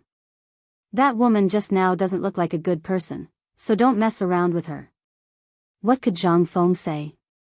He could only nod like a chicken pecking rice. Seeing this, the old elementary scholar nodded and wiped his mouth. After drinking the wine in the cup in one gulp, he said, "The third thing this time is also the most important thing. I've talked to your father-in-law. You've seen the dozens of big and small carts outside the door, haven't you?" Zhang Feng was a little confused, but he still nodded. The old elementary scholar continued, "Later, you can ask someone to move them into your house. Just now, I heard that your villa at the foot of the mountain is about to be repaired. Tomorrow, the old village chief will send someone to tidy up and move these things in for you. No, you should at least let me know what's in these boxes, right? These are the soft clothes of Yuyao and Jingshu. Shouldn't you put them in someone else's house instead of yours?" Zhang Feng was shocked when he heard this. "Wait, old elementary scholar, wait. What do you mean?" The old elementary scholar seemed to still be immersed in Yuer's anger and ignored Zhang Feng. He pointed at Zhang Yuyao and Jingshu and said, "I've brought them here. You don't have any good skills, but your bad habits are increasing day by day. What did you change to when you made a scene in Swallow Descent Tower? There are so many eyes on this mountain watching. Even if you're not embarrassed, I still want to save some face. It just so happens that Jingshu is a sensible person and will help you settle things outside. Yuyao is meticulous and will wash your clothes and comb your hair every day. Alright, that's all. Old man, I'm leaving." Chapter 837. Zhang Feng was on the verge of breaking down. What kind of show was this? Even if he had made a mistake, shouldn't he at least tell him what he had done wrong? Just because he said no, he threw 2 girls away. Was this appropriate? Was there any justice in this? Zhang Feng hurriedly stopped the old scholar from standing up and asked, "Old scholar, what are you playing at?" "This. You see, I'm so busy that I can't wait to use one day as 2. And you see, we don't have anything to do with each other. Do you think it's appropriate for us to live together? That's not proper. You still know it's improper?" The old scholar sat down with a gloomy face. He took a cigarette from Zhang Feng's ear and lit it. He said, "Look at what you've done. Aren't you afraid of being laughed at by the people on the mountain? Aren't you afraid of being cursed by all the scholars? Now you're the director and a great scholar. You're no longer the carefree person you used to be. Whatever you do, you have to think about the consequences. I won't ask who that girl is, but don't worry. Now you can walk around the mountain and listen. Is this something that a director dares to do? I'm innocent. I'm King innocent. Since when have I been flirting with girls? That's right. Even if I flirt, it doesn't matter, right? What's wrong with a talent matching a beauty? And that girl just now, where the hell did she come from?" Zhang Feng felt wronged in his heart. But he couldn't say it out loud. "Old scholar, if I say that I really don't know what's going on with that girl just now, would you believe me?" The old scholar took a puff and glanced at Zhang Feng. "It doesn't matter if I believe you or not, but you're now engaged and you fell in love with Jingshu at first sight. I don't care about that, but how do you expect them to live in Cheng and from now on? Originally, I saw that you were alone on the mountain and were instigated to do bad things by your bad friends, so I was wondering if I should let them come up to accompany you. But today, I see that you're living a very good life. In short, do you want them to stay or not? It seemed that the old scholar was really angry. Zhang Feng was also a little nervous.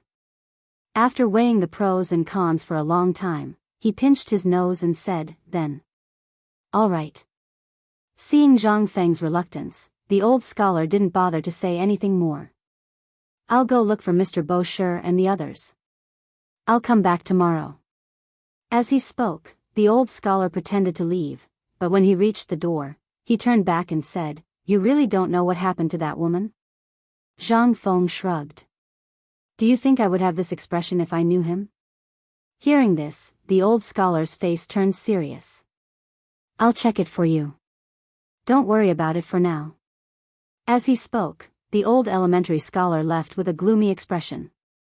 What the old scholar hated the most in his life were those greedy and extravagant debauches. He was also an extremely pedantic person. Otherwise, he would not have been able to live in his shackles for as long as 10 years. When he was going up the mountain, he heard the people in Tonghui Lane telling him that there was a seductive woman who came up the mountain to look for Zhang Feng. He couldn't help but be furious. But now that he was sure that Zhang Feng did not know this woman, the old scholar became even more worried and angry. Was someone trying to use a honey trap on him? Zhang Feng's current achievements were a stumbling block in the eyes of many people. Many people wanted his life. He knew this. After all, in the previous dynasty, he saw with his own eyes the tragic story of Emperor Yang of Sui, who was incomparably valiant, but in the end, he fell into the depths of the tragic story of Emperor Yang of Sui. He didn't want to see Zhang Feng follow in his footsteps. Who on earth was targeting Zhang Feng? After the old scholar left, the atmosphere in the room suddenly became extremely awkward. Jingshu hid her hands in her embroidered robe and Zhang Yuyao lowered her head, like a girl who had done something wrong and was waiting to be reprimanded. Zhang Feng's head was about to explode. Behind Zhang Yuyao, Cui, who was dressed in emerald green, squatted on the ground. Her hand reached out from under Zhang Yuyao's armpit, grabbed a plate of braised meat from the table, and ate it like a cow. Other than the sound of Cui, chewing, the room was strangely quiet. Zhang Feng finally couldn't help but cough and ask, Well, did Uncle Zhang say anything when you came up the mountain this time? No. Father asked me to serve my husband. Prince Zhang well. Zhang Feng's head exploded when he heard this. She was really planning to settle down on the mountain. Forcing a marriage to this extent was simply unheard of. Would Lao Tzu run away? Zhang Feng looked at Zhang Yuyao painfully, then looked at Jingshu. Jingshu seemed to have sensed it. Without waiting for Zhang Feng to ask, she said, I didn't have anything to do at the foot of the mountain, so I accompanied Sister Yuyao up the mountain. Sister Yuyao, oh my God. Lao Tzu shouldn't have replied to Zhang Yuyao's letter. Back then, I really shouldn't have gone to Swallow Descent building with those few bastards. Damn it, is this retribution? Is it wrong to be handsome? Chapter 838. Zhang Feng finally managed to escape from the wooden house. He squatted in the kitchen and refused to go out. While smoking, he waited for Ching Chumo and the others. Feng Zi, you can't do this. Although you haven't married them yet, Miss Zhang and Miss Jingshu are still your women. Is it appropriate for you to ignore them like this? Yes, Feng Zi, if you do this, those old things will scold you again. Go back. Under the persuasion of old He and Jing Tufu, Zhang Feng could only return to the study room. He looked around the wooden house. This was the first house he saw when he first entered Shao Mountain. Zhang Feng was reluctant to tear it down. If he wanted to expand it now, it would be too late. There were only 3 rooms in the wooden house. One was Zhang Feng's bedroom. The other was the room of Chintinu and the others. Now that they had slipped away and found a place to live, it was basically Zhang Feng's material warehouse. The last room was Zhang Feng's secret warehouse. There were 3 locks on the door, and it was guarded by Gao Kansas. Now that Gao Kan had slipped away, the house was empty. It was obviously impossible for people to live there. As for Chintinu and the others' house, now it seemed that he could only arrange for the two women to live there. As for the villa, it hadn't been painted yet. How could he live there? Besides, even if he painted it, it would take a month to dry it. Otherwise, he didn't want to suffer from rheumatism so early. Thinking of this, Zhang Feng pointed to the room on the right side of the living room and said, "Little Cui, after eating, go out and ask old he to find people to move Miss Zhang and the others' things into that room. You can squeeze in there for the time being. Tomorrow, I will find people to hurry up and build a house. Prince Zhang, don't trouble yourself. This place is very good. It's fine as long as we can live here." Zhang Yuyao glanced in the direction of Zhang Feng's finger and hurriedly said. After she finished speaking, she realized that Zhang Feng lived next door. She couldn't help but blush like a red egg. Zhang Feng was bored again. He could only rub his nose embarrassedly and say, "Since that's the case, I have some matters to attend to first. You can leave the matters here to that purple-robed youth. Prince Zhang, you can leave if you have something to do. We will take care of the matters here." Jing Shu was still so gentle and elegant, but when she walked to the door, Zhang Feng didn't know what to do. Once he went out, they would definitely gossip about him. His head hurt. But on second thought, Zhang Feng instantly figured it out.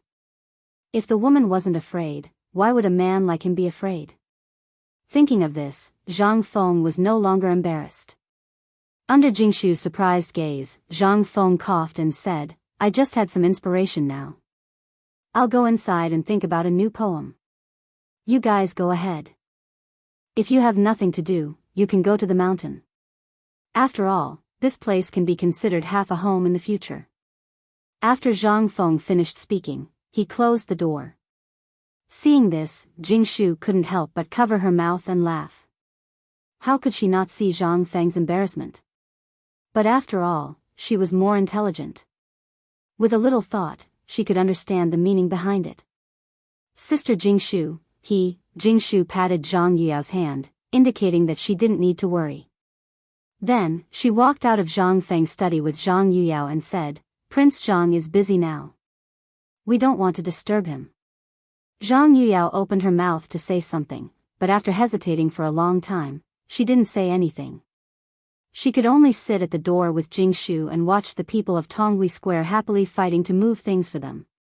At this time, Jingshu recalled what had just happened. At the beginning, she really didn't want to stay. After all, Zhang Feng was more embarrassed. It could be seen from just now. But she couldn't get that woman's voice out of her mind. This was really what the old scholar said. Zhang Feng's excellence was beyond doubt. She was very clear that outstanding people would never lack women around them. But when Zhang Feng turned around, she saw a trace of concern in Zhang Feng's eyes. This was the reason why Jingshu chose to stay. After sitting for a while, Steamed Bun came over with a lot of snacks. Jingshu touched Steamed Bun's head and said, "I heard that Mr. Bo Shi and the others are on the mountain. Let's go and visit them." Hearing this, Zhang Yuyao finally remembered the important matter at hand. She hurriedly rummaged through the chests and cupboards and took out the gifts that she had prepared beforehand. Only then did the four of them slowly walk towards the back of the mountain under the watchful eyes of the crowd. Shiwa was already stunned. No matter if it was the fox-like woman he first saw, or the two now, they were all the best in the world. At least in Jinla, he really couldn't find a woman as beautiful as them. Most importantly, these three women were Zhang Feng's women. This was the most shocking thing for Shiwa. After seeing them leave, Shiwa sighed and looked at Zhang Feng's room. He took out a small book and wrote something on it. Then, his eyes became even more passionate. Is this the attractiveness that the imperial tutor talked about? Brother Zhang is indeed Brother Zhang. If I can stay by his side for a long time, then I can also get this attractiveness, then. Thinking of this, Shiwa squatted in a corner and laughed foolishly. Chapter 839. How was Zhang Feng composing a poem at this moment? He hid at the door and watched Jingshu leave with some boxes through the crack of the door. Only then did he heave a deep sigh of relief. What kind of sin did he commit? Zhang Feng sighed again. He lit a cigarette and walked to the door. Looking at Shiva, who was laughing foolishly, Zhang Feng rolled his eyes and went back to his room. Then, he simply fell asleep. And when Zhang Feng fell asleep, Yi Zichen was stunned. At the foot of the mountain, in an inn with the same name as the Uli Inn in Chang'an City, Qing Chimo, Li Qingxian, and the others were pacing back and forth anxiously, while Yuchi Baochi was squatting at the door and smoking. His face was blue and purple. Obviously, he had been beaten up. Wei Shuyu and Zhang Sun were playing poker without a care in the world. They didn't even think about what happened to Zhang Feng. As for this, there were naturally people who were worried. After all, they weren't the ones who brought him up. Tap, tap, tap. Suddenly, there were hurried footsteps on the wooden stairs. Li Qingxian and Qing Chimo couldn't help but be startled. They hurriedly looked at the door. Seeing the person, Li Qingxian asked, "How's the situation on the mountain? Did a fight break out? Who won? Is Fengzi okay?" Seeing this, the person hurriedly said, "Young Master Li, nothing happened on the mountain. That woman has already gone down the mountain. She didn't have any entanglement with Jingshu and the others." Hearing this, Li Qingxian heaved a deep sigh of relief. It was good that nothing happened. If something had happened, it would be a big deal. Thinking of this, Li Qingxian was furious. He kicked Yuchi Baochi hard and said, "It's all your fault. Your father is an old bastard, and you're following him. Who is that?" "That's your aunt. How dare you trick your aunt like this?" "Well, what if it worked? Fengzi isn't married. Besides, which man doesn't have multiple wives? What did I do wrong?" Yuchi Baochi muttered. Li Qingxian became even angrier when he heard this. "Tell me, one is your aunt, the other is Fengzi. How are we going to teach them in the future? What's his name? Your father, that old bastard, didn't think of this. Are you following in his footsteps?" "That's right. Why are you following suit?" Qing Chimo also took the opportunity to slap him. Li Qingxian was so angry that he pointed at Qing Chimo's nose and said, "This is all your rotten idea. Don't think that Lao Tzu doesn't know that Yuchi Baochi wouldn't do something like this. Which eye of yours saw me do it?" Qing Chimo could not take it anymore. Li Qingxian didn't say anything. He only snorted. Qing Chimo didn't say anything. He knew that it was useless to say anything. "Do you know the consequences if my father finds out about this? Who was old you? Who was Fengzi? If you let someone spread rumors about you, Tai Nyo, you'll be harming old Yu's family, do you know that?" Qing Chimo, Zhang Sun, and the others were shocked when they heard this. It really was like that. Yuchi Gong held an important position, and many people in the imperial court didn't like him. However, he had always been straightforward and didn't have any tricks up his sleeves. This saved the emperor from liking him. If Yuchi Gong married his younger sister to Zhang Feng in the past, it wouldn't be a big deal. Everyone would just chuckle.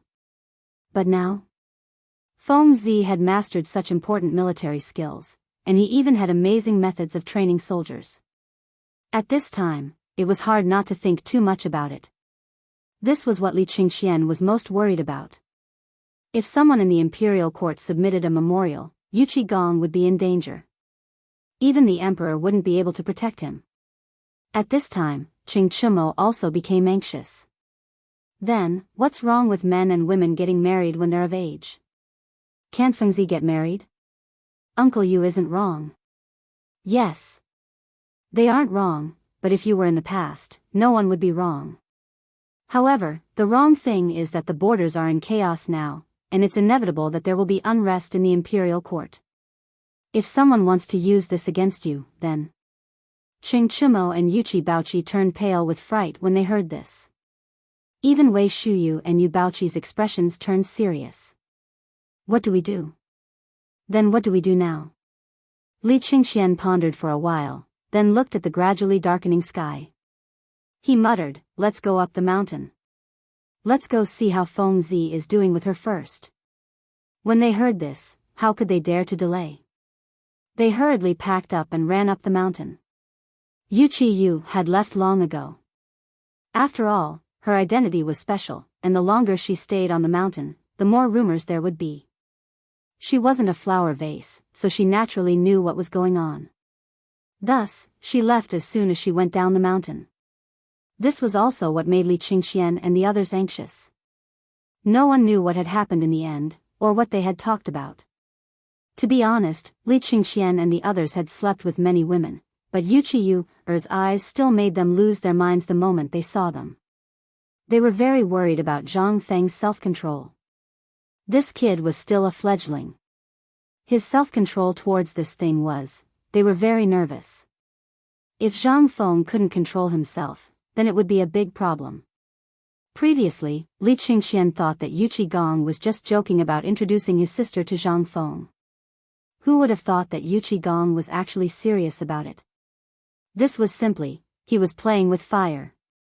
Li Qingxian anxiously went up the mountain with Qing Chumo and the others. At this time, lanterns and bonfires were already lit on the mountain. All the craftsmen and students had entered their own small worlds. Other than the patrolling imperial guards disguised as guards, there was basically no one else to be seen. They searched for a while and came to Zhang Feng's door. Looking at the flickering candlelight and Jingshu playing the zither alone in the candlelight, they were troubled. If they went in directly? That wouldn't do. If they waited like this, how long would they have to wait? Li Qingxian couldn't help but kick Qing Chumo and say, "Go get Feng Zi for me." "I'm not going." "Are you going or not?" Qing Chumo poked his head out to look at Jingshu in the room, then retracted his head. "I'm not going." "Who's outside?" At this time, Jingshu, who was playing the zither, seemed to be startled by Qing Chumo's voice. They had no choice but to stand up.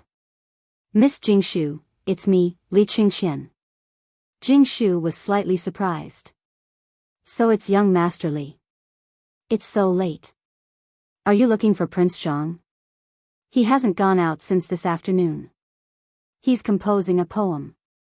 When he wakes up, I'll send someone to send you a message." Composing a poem? If this kid wasn't drunk, how could he compose a poem? However, when he stood up, everything in the room entered his eyes. Other than Jingshu, Steamed Bun and Little Chui were looking at Jingshu playing the zither with their chins in their hands. Only the young lady of the Zhang mansion, Zhang Yuyao, was missing. They couldn't help but be surprised. Could it be that this kid, ahem? Just as Li Qingxian cupped his fists and was about to leave, Zhang Feng coughed. "What's the matter?" Seeing Zhang Feng speak, Li Qingxian shouted, "There's a situation in the paper mill at the foot of the mountain. Quickly come out and investigate." "What?" "Wait, I'm coming now." A moment later, Zhang Feng put on his outer robe and said a few words to Jingshu before leaving the room. After they walked for a while, they stopped at a construction site. Qing Chumo lay on Zhang Feng's shoulder and sniffed left and right. Zhang Feng was so angry that he wanted to beat him. "Qing Tinu, are you king dog?" Qing Chumo smiled and didn't refute. "Feng Zi, you're awesome. How's spring night?" It would have been better if he didn't say it. Once he said it, Zhang Feng instantly became angry. He grabbed Qing Chumo's collar and punched his fat face. "I'll king spring night your uncle. Lao Tzu will beat you to death, you bastard." Chapter 840. After Zhang Feng gave Qing Chumo a good beating, his anger gradually subsided a lot. Zhang Feng was speechless. Apart from the first punch on Qing Chumo's face, which had some effect, he didn't seem to hurt Qing Chumo at all. In the end, Zhang Feng could only give up. He sat on the stone, panting, and asked, who on earth was that woman in the afternoon? How could Qing Chumo dare to tell him? If he did, wouldn't Fengzi really go crazy? He kicked Yuchi Baochi and said, "Ask him. He knows better than me." Zhang Feng looked at Qing Chumo suspiciously, but Qing Chumo didn't dare to tell him. If he did, he might get beaten up. Although he wasn't afraid of Zhang Feng, he was afraid of the 4 Confucians. If those fellows were to find out about this, his father might climb up the mountain to help him loosen his bones before he could even return home. At the thought of this, Qing Chumo refused to tell him. He kept pointing at Yuchi Baolin. Yuchi Baolin wanted to cry. If I tell you, can you not beat me up? Zhang Feng looked over the bonfire. This guy's face was bruised. Obviously, he had been beaten up. He said angrily, tell me. That's my aunt. Zhang Feng was completely stunned. He stared at Yuchi Baochi for a long time before he came to his senses. He asked in a trembling voice, You say it again. Who is she? My aunt. Buzz. Yuchi Gong's big flat face and Er's peerless beauty instantly appeared in Zhang Feng's mind. Even if the Photoshop guru of the later generation forced him to his death, it would still be difficult for him to Photoshop these two people into the same appearance. How were they similar? Wasn't this a joke? Were they born by their mothers? A fairy and a yiksha. Oh my god. Was there really such a weirdo? Ahem, Fengzi, don't think too much. Captain, Yu and Old Yu are distant relatives. As the daughter of Old Yu's distant uncle, she indeed doesn't look like one. But don't worry, I can guarantee that Miss Yu is really only 18 years old this year. Without waiting for Li Qingxian to speak, Zhang Feng waved his hand and moaned, Don't say anything. Let me digest this. Zhang Feng was completely confused. Didn't he just cheat Old Yu out of a few things? Was it necessary? Who asked him to choke her and lift her collar when they met for the first time? Who wouldn't get angry if they were in his shoes? Last time, he remembered that Old Yu had mentioned this when he was drunk. He had just taken it as a joke. But now, it seemed that this wasn't a joke at all. This was serious. Although Yu was indeed very beautiful, Zhang Feng still did not want to die from exhaustion.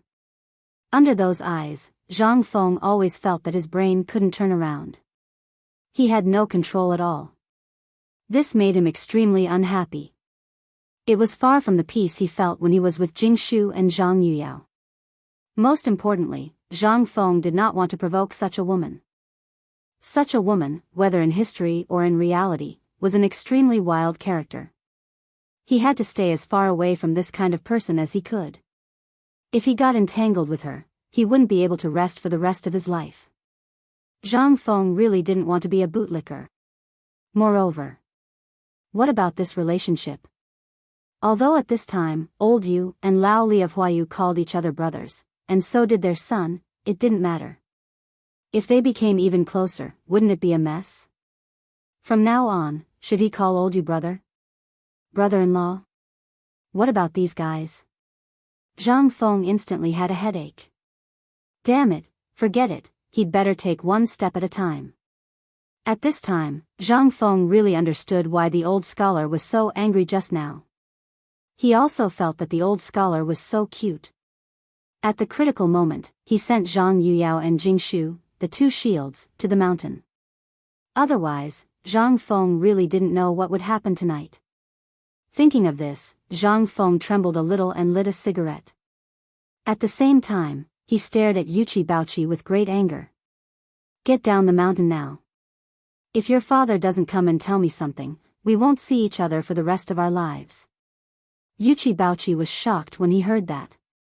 Fengzi, we don't have to do this. This is all my damn father's doing. It has nothing to do with me. Get out. Zhang Feng was extremely irritated. I really don't know what your father is thinking. How could he do such a stupid thing? Is he kidding? Get out, and Taimyo, you guys. From now on, until I'm not angry anymore, on the mountain. Qing Chumo and the others stared at Zhang Feng with great fear. Especially after Zhang Feng gasped for breath, they became even more nervous. Fengzi, can you say it all in one breath? Li Qingxian asked with great concern. Zhang Feng really didn't know what to ask these guys to do. It would be embarrassing to dig up feces, but would they obediently carry bricks? After thinking for a while, Zhang Feng finally patted his head and pointed in the direction of the waterfall. I'll give you until the Mid-Autumn Festival. No matter what method you have, under the condition that you don't use the mountain labor, you have to draw water from the waterfall to me. Also, you have to level out a piece of land in the grassland behind the mountain. You have to build a drill ground with cement. Are you crazy? Chapter 841. Zhang Feng didn't care what method these people used. He didn't care about their pleas and slipped away, leaving behind a few people with a headache looking at each other. Brother Qian, what do we do now? Counting the days, there are only 21 days until mid-autumn. How can we draw the water from the waterfall in such a short time? It's impossible. Qing Chimo complained without tears. Even if thousands of craftsmen across Shao Mountain were mobilized, it would still take 3 miles to reach the mountain gate from the waterfall. Additionally, there was a hollow between the mountain on the other side of the waterfall and the mountain gate. How could they draw the water here? This was simply a fantasy story. And that thatched pond, what could they do after flattening it? Although the thatched swamp was located between their dormitory area and the teaching building, it was not planned to be their living area. Wasn't it Feng Zi who allowed them to keep the thatched swamp? What kind of madness was this? They wanted to flatten it? Although flattening the thatched pond was fine, but the water, it was simply a dream.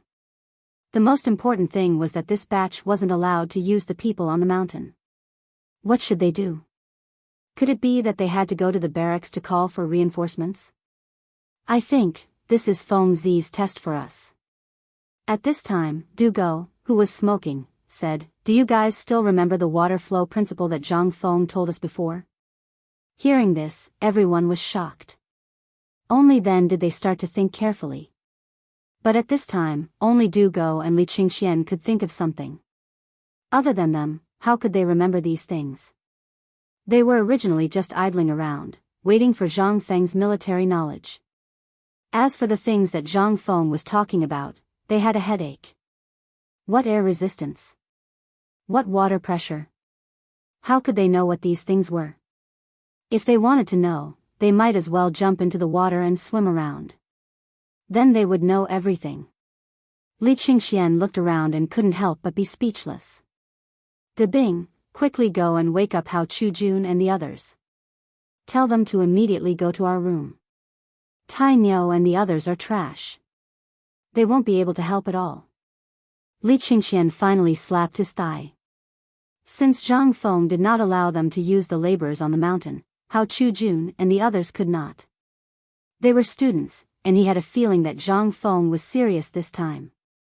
If they didn't handle this matter well, their credits for this year would be gone. Du Go did not hesitate and gave Qing Chimo and the others a kick. The few of them hastily took on the role of lackeys. There was nothing they could do. They really did not understand this stuff. If they were asked to beat someone up or use brute force, they would be able to do it. As for using their brains, forget it. Qing Chimo and Du Go walked back while pondering about this matter. From the water wheel to the bridge, they had thought about it, but they couldn't complete it within 20 days, not to mention the removal of the large swath of grass. The two of them couldn't help but hold the lantern and silently return to their small wooden hut, quietly waiting. In fact, Zhang Feng had already predicted that these few people would not be able to do it. Returning to the small wooden hut, the joy on his face first made Jingshu surprised. Then she asked, "Prince Zhang, did you think of some evil move again?" "What evil move?" Zhang Feng hurriedly quibbled. Jingshu covered her mouth and laughed. "This matter, it is very obvious that those few people are playing tricks on you. According to your temper in the past, if you don't teach them a lesson, then it would not be Prince Zhang's character." Zhang Feng somewhat embarrassedly looked up and down at Jingshu. It is better for girls not to be too smart, especially not to guess blindly. Otherwise, there will be trouble. Jingshu did not feel embarrassed. She looked at Zhang Feng and smiled. It was as if she was waiting for Zhang Feng. Zhang Feng could only raise his hands in surrender. "I'm going to sleep first. Rest early. I'm waiting for Prince Zhang's poem. I wonder if Prince Zhang has any great works." What great works could Zhang Feng have? He knew how to plagiarize. Zhang Feng also knew that Jing Shu took the initiative to find a topic to get close to him. Zhang Feng could not help but have a bigger headache. He casually thought in his mind and thought of a poem. Ahem, this poem is a little long. If you want to hear it. Yes. Zhang Feng wanted to find an excuse to change the date, but Jing Shu did not give him a chance. Zhang Feng's face stiffened. Why did the original method not work now? Fine, fine, fine. Then let's have a poem. After thinking for a while, Zhang Feng's mind instantly thought of a poem that suited his mood at this time. He could not help but cough. His face instantly became very solemn and he recited, 10,000 gold goblets of wine, 10,000 jade bowls of shame. Stopping the cup and chopsticks, unable to eat, unsheathing the sword and looking around at a loss. Trying to cross the Yellow River, blocked by ice, trying to climb the Taihang Mountains covered with snow. Fishing in the blue stream, suddenly riding a boat by the sun's edge. The road is difficult. The road is difficult. Many crossroads, where am I today? Sometimes the wind and waves will break, straight up the clouds and sail to the sea. The great Tao is like the blue sky, I can't find it alone. After finishing, Zhang Feng saw Jing Shu's stunned face. He could not help but endlessly show off, ahem, this poem was created on a whim today. Miss Jing Shu, go to bed early. I'm going to rest first. After finishing, Zhang Feng directly slipped away. What a joke. This poem was one of the difficulties of the poet immortally Tai Bai. Even if Jing Shu was more intelligent than others, it was enough for her to taste. Take your time to think about it. Chapter 842. Jing Shu was indeed shocked by Zhang Feng's poem. The perplexity and melancholy expressed in this poem made Jing Shu's heart resonate with it. Her life was miserable. As a child, she was sold to an official prostitute. If it wasn't for a female official from the previous dynasty who taught her a set of zither skills, she might have already stepped into the mortal world. How could she get to know Zhang Feng? She always thought that Zhang Feng was a dissolute and unruly talent. But in his poems, there was always a kind of perplexity, which made Jing Shu even more confused. Although there was a saying that Zhang Feng's family was suddenly hit by a flash flood and landslide in the Phoenix Ridge, and the whole family was buried in the mud in the mountains, Jing Shu didn't believe it. Because what Zhang Feng showed was too shocking. Especially his page of drunken poems. It was simply a shocking work. And Zhang Feng's benevolent government. Wait, which one of these was done by the predecessors? Although Zhang Feng always said that he had a mysterious master, but who was that master? Who could have such great ability? Wild geese still leave traces. What about his master? There was also the complicated relationship between Zhang Feng and Li Shimin and others. Let's not talk about these. Besides, Zhang Feng had innovated too many things. In her opinion, one of them could leave his name in history and make Zhang Feng earn a lot of money. But Zhang Feng was still like a treasure that couldn't be dug out. This made Jing Shu worried again. Although Zhang Feng was so happy every time she saw him, but today, in the deep of the moon, Jing Shu actually heard the loneliness and melancholy in this poem. Involuntarily, Jing Shu's beautiful cheeks slowly glistened with tears. However, at the same time, although this poem was casually recited by Zhang Feng, don't forget that this was the mountain. There would always be some mischievous people on the mountain who wanted to listen to the wall and secretly learn from it. This matter, Zhang Feng and Li Qingxian all knew, but they didn't say anything. Anyway, in Zhang Feng's opinion, these things that could be said out loud were not big things. Once there was a big matter, the door would be closed and everyone would tacitly go far away. There was no other way. If you didn't go, those imperial guards disguised as guards would have to ask you to sleep in the Supreme Court for half a year. But today, Zhang Feng had caused too much of a ruckus. Everyone knew that Zhang Feng's 2 wives had come. Although most of the people were well-behaved and didn't secretly learn from them, there were still some people who curiously came over when they saw Zhang Feng return. Once they came, they couldn't be saved. Originally, they wanted to secretly learn some skills. After all, every time Zhang Feng gave private lessons to Li Qingqian, Hao Qujun, and the others, these students would drool. As time passed, it became a trend to listen to Zhang Feng's private lessons. Once they saw Zhang Feng close the door, they would run as far as they could. Once Zhang Feng didn't close the door, no one would care about you. You can listen if you want. At this time, when Zhang Feng was reciting the poem, coincidentally, there were 3 students who were squatting below Zhang Feng's window. Seeing the 2 people talking, they were wondering if they should leave. Zhang Feng's words made their eyes burst with a flash of ecstasy. President Zhang Feng was going to compose a poem. And it was a poem that took him an entire afternoon to compose. It should be known that Zhang Feng usually didn't compose poems. But once he did, he would open his mouth and compose several poems at once. President Zhang used an entire afternoon to compose these poems. They instantly took out their brushes and ink from their arms in ecstasy. They were so nervous that they were sweating all over. When Zhang Feng's voice faded away, they were dumbfounded. After looking at each other, the 3 of them frantically recorded on the yellow paper, bamboo slips, and even the book covers that they had prepared in advance to secretly learn. It should be known that Zhang Feng had a lot of famous sayings on the mountain now. Each one of them was worth at least 1,000 strings of coins. And they were priceless. Especially the road that no one walked on before became a road after many people walked on it. Because of this one sentence, some people even called out the value of the first 2 pieces of gold, wanting to buy the right to use this word. But, at this time, the eyes of the 3 people couldn't help but turn into copper coins. After they finished recording, they ran away trembling all over as if they had epilepsy. Early the next morning, at the entrance of Yuqi Manor, a person wearing the special servant uniform of White Deer College anxiously knocked on the door. That person knocked on the door. After confirming that the person who came out was the housekeeper, he handed over a slip of paper and then hurriedly disappeared. To be able to become an official in the Yuqi mansion, how could he not have some skills? When he saw that this thing came down from Shao Mountain, he hurriedly sent it to Yuqi Gong's study. But when he heard the clamorous snoring sound, the housekeeper wanted to knock on the door but didn't dare to. He anxiously scratched his ears and cheeks.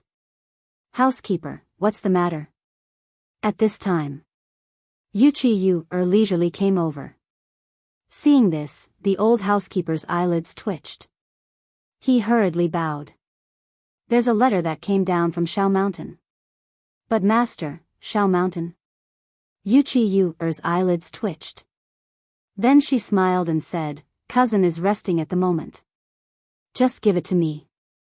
I'll give it to him later." The housekeeper hesitated for a long time. But in the end, he clenched his teeth and handed it to Yuqi Yu. The matter of Yuqi Yu going up the mountain to meet Zhang Feng, as well as Yuqi Gong wanting to introduce his cousin to Zhang Feng, had long been spread in the manor. So at this time, everyone naturally treated Yuqi Yu as a member of Shao Mountain. It wasn't excessive to give it to her. After the housekeeper left, Yuqi Yu lightly knocked on the door a few times. A moment later, Madame Yuqi yawned and opened the door. When she saw Yuqi Yu standing at the door, she couldn't help but ask in astonishment, "You What are you doing so early in the morning?" "Madam, this is a letter from Shao Mountain. I saw that the housekeeper didn't dare to knock on the door, so I did it on his behalf." Yuqi Yu pursed her lips and smiled. Madame Yuqi waved her hand. "I was wondering what it was. That dead man is sleeping so deeply that even 8 horses can't pull him awake. Let's take a look first. If there's something urgent, we'll wake him up." Hearing this, Yuqi Yu's eyes flashed. She supported Madame Yuqi into Yuqi Gong's study. Yuqi Yu didn't shy away. In front of Madame Yuqi, she opened the letter. There were only a few short lines. But the moment she saw these lines, Yuqi Yu's expression changed greatly. Chapter 843. Reporting. Your Majesty, urgent report. Li Shimin, who had just walked out of the court, had not yet entered the imperial study to review the memorials when he heard a hurried report at the door of Taiji Palace. Li Shimin frowned slightly, but when he saw the symbolic clothing of Mount Shao on that person, he waved his hand. Go in and talk. As soon as he entered the imperial study, Li Shimin looked at the person who opened the door and asked with a solemn expression, "What's the matter?" "There's a letter from Mount Shao. It's Prince Zhang who did something big last night." "Oh." When Li Shimin heard this, he couldn't help but be interested. After waving his hand to signal Xiao Gizi to read it, he slowly sat on the soft couch, smoking and drinking tea in a very comfortable manner. Xiao Gizi took the letter and opened it. He, who had always been serious and did not have a trace of change in his expression, could not help but be moved at this time. Taking a deep breath, he said, "Golden wine and wine bowl for 10,000, jade plate for shame straight to 10,000. Stop cup and chopsticks can't eat, draw sword and look around at heart at a loss." And on the other side, in Wei Zheng's residence, Wei Zheng slowly looked at the note in his hand with a stunned expression, muttering, "Trying to cross the Yellow River, the river is blocked by ice, trying to climb the Taihang Mountains covered with snow. Come fishing on the blue stream, suddenly ride a boat to dream of the sun, the road is difficult. The road is difficult. Many paths, where are you today?" In Li Yuan's bedroom. At this time, Li Yuan's originally hazy sleepiness was instantly read by the female official kneeling in front of the bed. He did not completely wake up. "There will be times when the wind and waves will break, directly hang the clouds sail to the vast sea. The great Tao is like the blue sky, I can't get it alone." Is this really that kid's poem?" Li Yuan asked in surprise. The female official trembled all over and hurriedly said, "This was passed down by the Jinwu guards of Mount Shao, it can't be fake. Go down, investigate again." Li Yuan waved his hand and dismissed the servants. He took the note from the concubine's hand. The more he looked at it, the happier he was. Li Shimin, Wei Zheng, Fang Xianling, Du Ruhui, and the others saw the poem almost at the same time. They also knew about this poem. Basically, everyone who knew about it knew about it. After all, if their son could go up the mountain, there would definitely be personal guards following him. It wasn't surprising that he was able to obtain such information. Almost at the same time, they frowned and looked in the direction of Shao Mountain, asking, "What is that kid doing? Why does this poem make me feel so uncomfortable? How could the servant who delivered the letter know about this?" However, when they learned that Yu Qigong had introduced his cousin to Zhang Feng, they were shocked. At almost the same time, they immediately thought of the Taiji Palace. They all headed towards Li Shimin's imperial study room. Li Shimin also said, "Little Gizi, quickly summon the dukes. Especially that old man Yuchi. As long as he's not dead, you have to carry him here even if you have to." Seeing this, little Gizi's face twitched. Yes. Zhang Feng, this kid, had always been cheerful and carefree. These two women couldn't arouse his interest. At this time, giving him another one, wouldn't that be asking for his life? However, this kid didn't seem to be someone who couldn't control himself when he saw a woman, right? Otherwise, wouldn't that Jingshu have been taken in by him long ago? Could it be that there was something different about this Yuchi Yu? Otherwise, why would that kid's mentality collapse? Li Shimin couldn't help but ask curiously, "That's right, let that old man Yuchi bring Yuchi Yu. We want to see who exactly this Yuchi Yu is." Little Gizi was stunned when he heard this. "Your Majesty, if Yuchi Yu doesn't have status, she can't enter, just say that we summon her." Little Gizi shrank his neck when he heard this, then hurriedly retreated. On the other side, Yu Qigong was woken up in a daze by the woman's needles. He was about to get angry, but Madame Yuchi threw the slip of paper in her hand at Yu Qigong's face and said, "This is your fault, so do as you see fit. Just now, the servants reported that Wei Zheng and the other old fellows have received it. They're all running around the palace, and you're still trying to wake me up like a corpse. Another 2 hours and you'll really be a corpse." Yu Qigong was shocked when he heard this. He hurriedly looked at the paper, but there was no rush. After carefully reading it, he was so shocked that his forehead was covered in sweat. He wanted to curse. However, he couldn't curse in front of Yuchi. If it weren't for this damned woman's incitement, this wouldn't have happened. He originally thought that with Zhang Feng's thick nerves, there wouldn't be a problem. Great, now the matter had blown up. How could Yuchi Gong dare to sleep? He hurriedly got up and shouted as he crawled, "Old Ding, quickly prepare the carriage. Lao Tzu wants to enter the palace." Men. As he put on his boots, Yuchi Gong glanced at Yuchi. Yuchi was as calm as usual, as if this matter wasn't caused by her. Yuchi Gong couldn't help but wonder if he had done the right thing. However, it was useless to say that now. As he ran outside, he pointed at Yuchi and said, "You follow me into the palace. Don't you think this matter has blown up?" Madame Yuchi wanted to scold him, but Yuchi Gong retorted, "If she doesn't go, Lao Tzu will really be in big trouble. If His Majesty takes a look at you, this matter might really work." There was such a thing? Madame Yuchi and Yuchi were both shocked. "Let's go, Grand Aunt. If we don't go now, none of us will have to go." Chapter 844. 2 hours later. In the imperial study. Li Yuan calmly sits on the side of the dragon throne, sitting together with Li Shimin. In the imperial study, Wei Zheng and the others are also whispering something, sometimes excited, sometimes serious. "Your Majesty, the Duke of Yi requests an audience." "Summon him." Li Shimin doesn't even think about it, directly waving his hand. Soon after, Yuchi Gong carefully walks into the imperial study with his big belly. As soon as he enters, Li Shimin coldly snorts and says, "Yuchi Gong, do you know your crime?" Yuchi Gong is shocked when he hears this. "Your Majesty, this old general doesn't know what crime I have committed." "What crime?"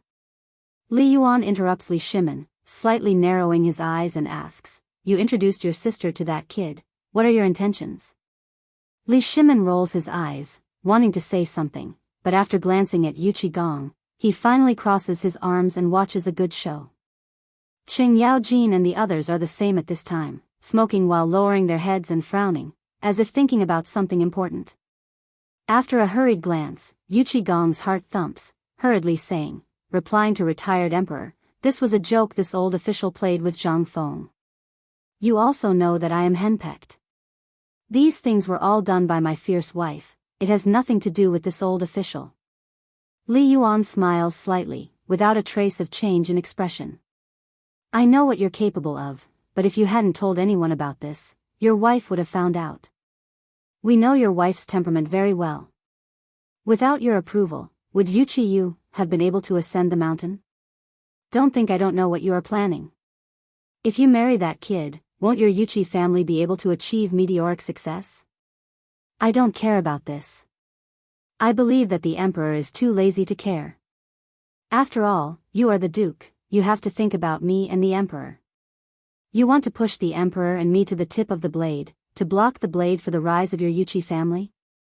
Yuchi Gong's face changes when he hears this. He hurriedly knelt down and said, "Retired emperor, this official has been wronged. I just saw that the kid was lonely on the mountain. Moreover, that kid is impetuous. I cherish talent. You also know the ability that kid has. If everyone were to guard him, there would be trouble. That girl of mine." "Shut up." Li Yuan frowned slightly. "You're quite thoughtful. Do you think that His Majesty and I haven't made any arrangements? Do I need you to worry about this? Does His Majesty and I have to thank you?" Yuchi Gong was shocked and quickly shut his mouth. "Father." Seeing this, Li Shimin hurriedly called for a halt. "Imperial father, although the Duke of Yi was rather impetuous in this matter, he did mention something that reminded us. You also know that some time ago, that brat discovered something called immortal ointment. We already had people experiment with it in the death row prison. That thing is truly harmful to people. If you eat it, you will be neither human nor ghost. For such a thing to suddenly appear in Shao Mountain is truly not a normal matter. The Duke of Yi is in charge of the safety of Shao Mountain, so it's only right for him to think about Zhang Feng. It's just that he didn't think about everything, humph. Li Yuan coldly snorted. But he could only ask, then what does your majesty plan to do? If possible, how about we introduce one of your imperial sisters to Fengzi? You can issue an imperial edict. When Li Shimin heard this, he became even more ridiculous. His face darkened. He remained silent. Li Shimin also wanted to. But there was no suitable candidate. They were either too young or already married. Otherwise, why would Li Shimin go through so much trouble? So he tacitly approved and even secretly urged on Jingshu and Zhang Yuyao. If Li Shimin wanted to interfere, he could do so with a single word, but he did not. However, this Yuqi Gong was indeed a little impetuous. Although he had good intentions, forget it. That kid should be the one to make the decision. We still think that we should let that kid make the decision.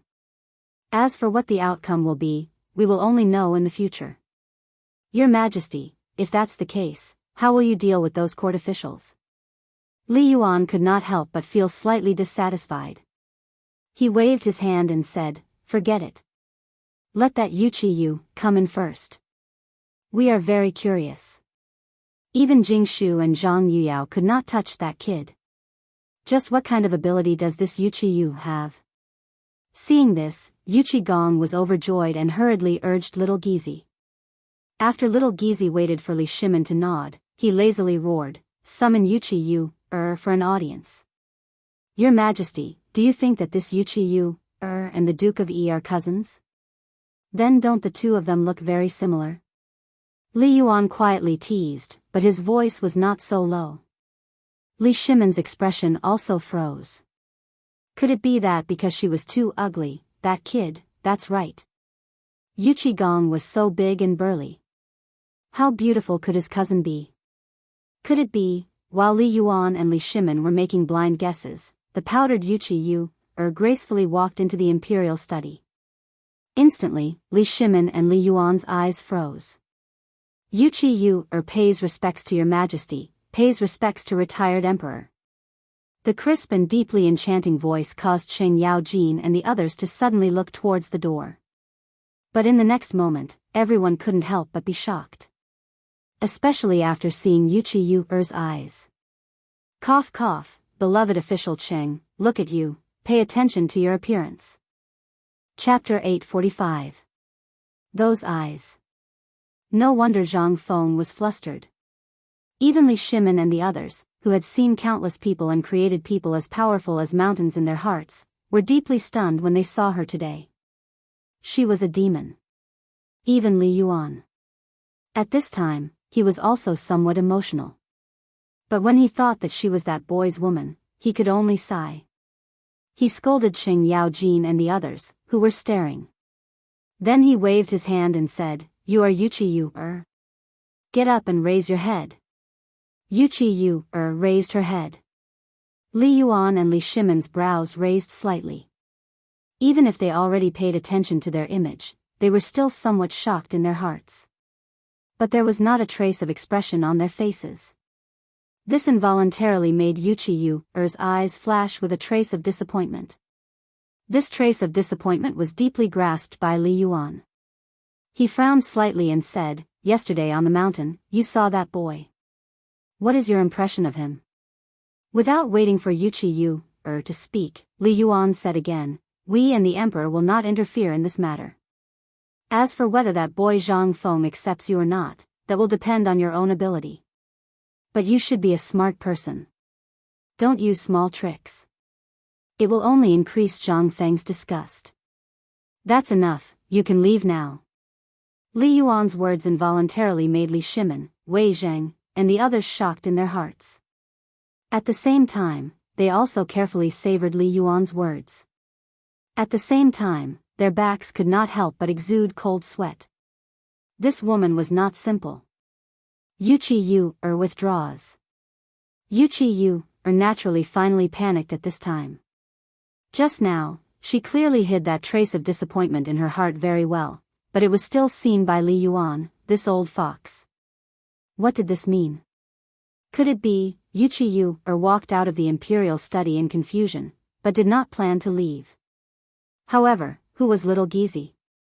Early on, he sent 2 little eunuchs and 2 palace maids to follow behind her and keep an eye on her.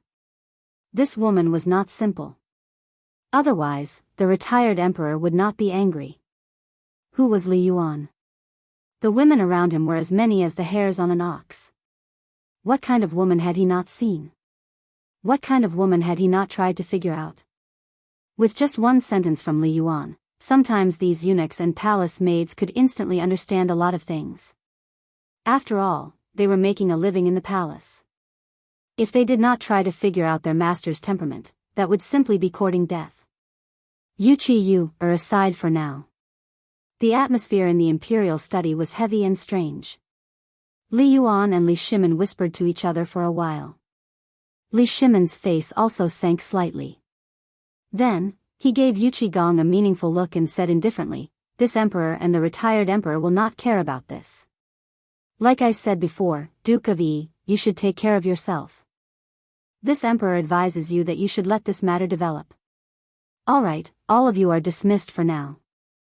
As for this matter, if anyone asks, just say that Yuchi admired Zhang Feng's literary talent and the reputation of Dao Shan Academy, and that's why she went up the mountain to pay a visit to the 4 great Confucians. After that, don't mention this matter again." When they heard this, they knew what Li Shimin meant. They stood up and bowed. "We understand. Alright, all of you are dismissed." After everyone left, Li Shimin asked, "Father, do you mean that this Yuchi's thoughts are not pure?" Li Yuan nodded. "Send someone to Jiangnan to investigate, and you will know that this woman's thoughts are very heavy. Perhaps she is greedy. However, this woman's eyes are not a kind person. Moreover, we should take one step at a time. That boy should not be a kind person either. For the time being, let's not worry about it. However, it is enough to send someone to secretly keep an eye on this woman." When Li Shimin heard this, his heart sank slightly. Then, if by any chance, "Father," Li Yuan narrowed his eyes and drew a line under his neck with his right hand. "For the sake of that boy, if it really comes to that step, then so be it. However, this emperor really wants these 2 to succeed. If they succeed, then it will be wonderful. You know that boy Zhang Feng's temper, and this woman, these 2 are like needles. This emperor really wants to see what kind of tricks they will play when they combine like this." Ha ha ha. Li Yuan laughed loudly and walked away. After Li Shimin pondered for a moment, he smiled and lit a cigarette. He no longer cared about this matter. Instead, he carefully admired Zhang Feng's new poem again. Little Gizi, Brush and Ink. Although the thing was good, it was written on a small piece of paper. Li Shimin could not help but feel pity for it. Then, his poetic interest was greatly aroused. After dipping the brush in ink, he brewed this poem on the white paper like a dragon and snake. Then, he suddenly opened his eyes and copied this poem. Good poem. Before this, I really didn't see anything wrong with this poem. However, now that your majesty wrote it like this, a feeling of overlooking the common people suddenly appeared on the paper. When little Gizi saw this, he exclaimed. Li Shimin touched his chin and had people raise it up. After looking at it from afar, he could not help but laugh loudly. It's not that this emperor wrote it well, but Zhang Feng's poem is originally very good. Little Gizi, tell me, what's so good about this poem? Li Shimin put down the brush and ink, then lit a cigarette and asked. Little Gizi bent over and looked at it carefully, then said, "It's good in the momentum of this poem. Tell me about it." When little Gizi heard this, he quickly knelt on the ground. "Your Majesty, please forgive this servant's sin first." Okay, I forgive your sin." Hearing this, little Gizi said, "This poem is like the current Tang dynasty. Although everything seems to be developing well, there are wolves around the Tang dynasty. In fact, the Tang dynasty is like a trapped beast, so this servant thinks that the meaning of this poem is like the current Tang dynasty." Chapter 846. The smile on Li Shimin's face disappeared. It was just as little Gizi had said. The Tang dynasty was not peaceful now. Although everything seemed fine on the inside, only a few people knew that the three great powers were still three mountains weighing down on the Great Tang. Although one of them was in imminent danger, it had yet to topple. As for the Shandong aristocrats, they would have to wait for the imperial examination held in Zhongfeng's academy 3 years later to decide. Originally, the imperial examination system was held once every 3 years. According to the plan, there would be an imperial examination this year. However, too many things had happened in the past few years. Later, Zhang Feng suddenly appeared. Li Shimin had to grit his teeth and cancel this year's imperial examination on the grounds of the disaster this year. Wasn't this why Li Shimin was confused? The more he read the poem, the more shocked Li Shimin became. Little Geezy, come and look. This poem, Li Shimin called him and then shook his head. Forget it. You can leave now. I need to be alone. On the other side. In a tea house in Chang'an City. At this moment, Blind Sun appeared in front of everyone's expectant eyes again. Pa! He slammed the gavel. All the people in the tea house instantly focused their eyes on him.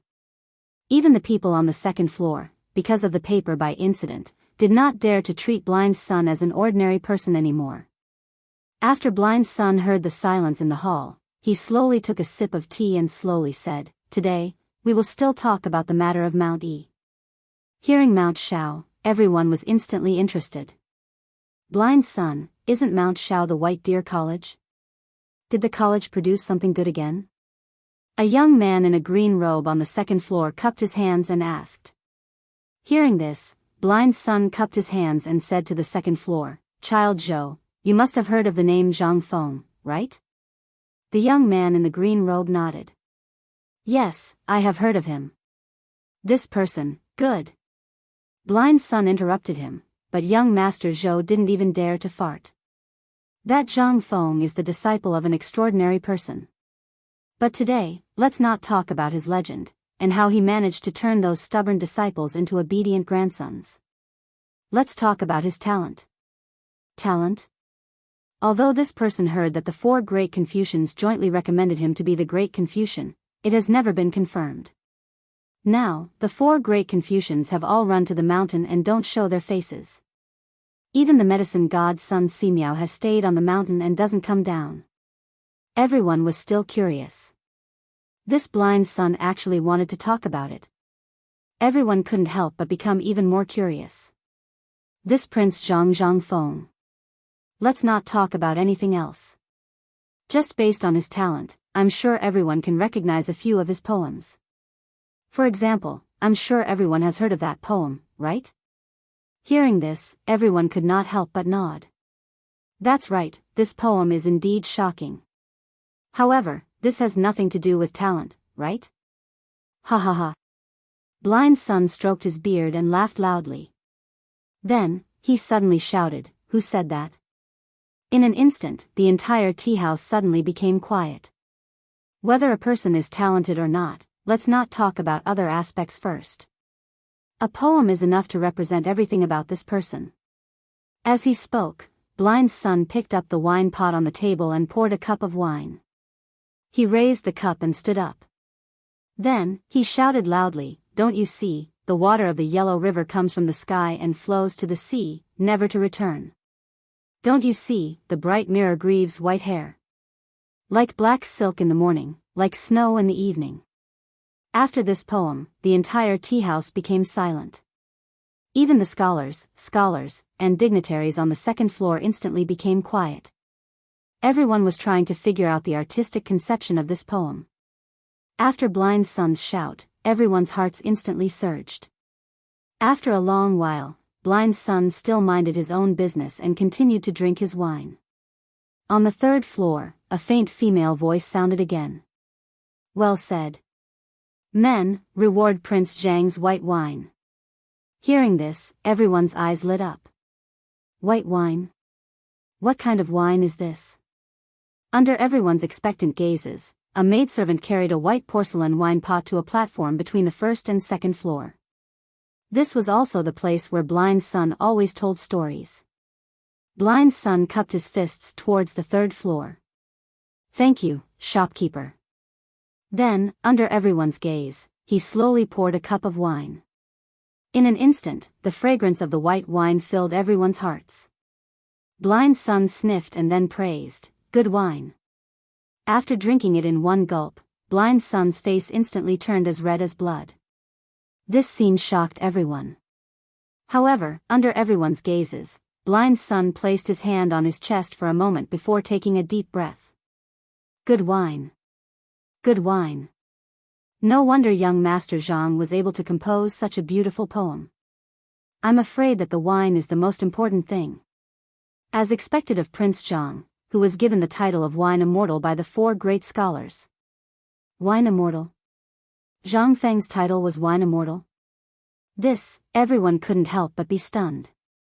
Smelling the wine in the air and recalling the poem that Blind Sun had just recited, everyone's mind couldn't help but spin.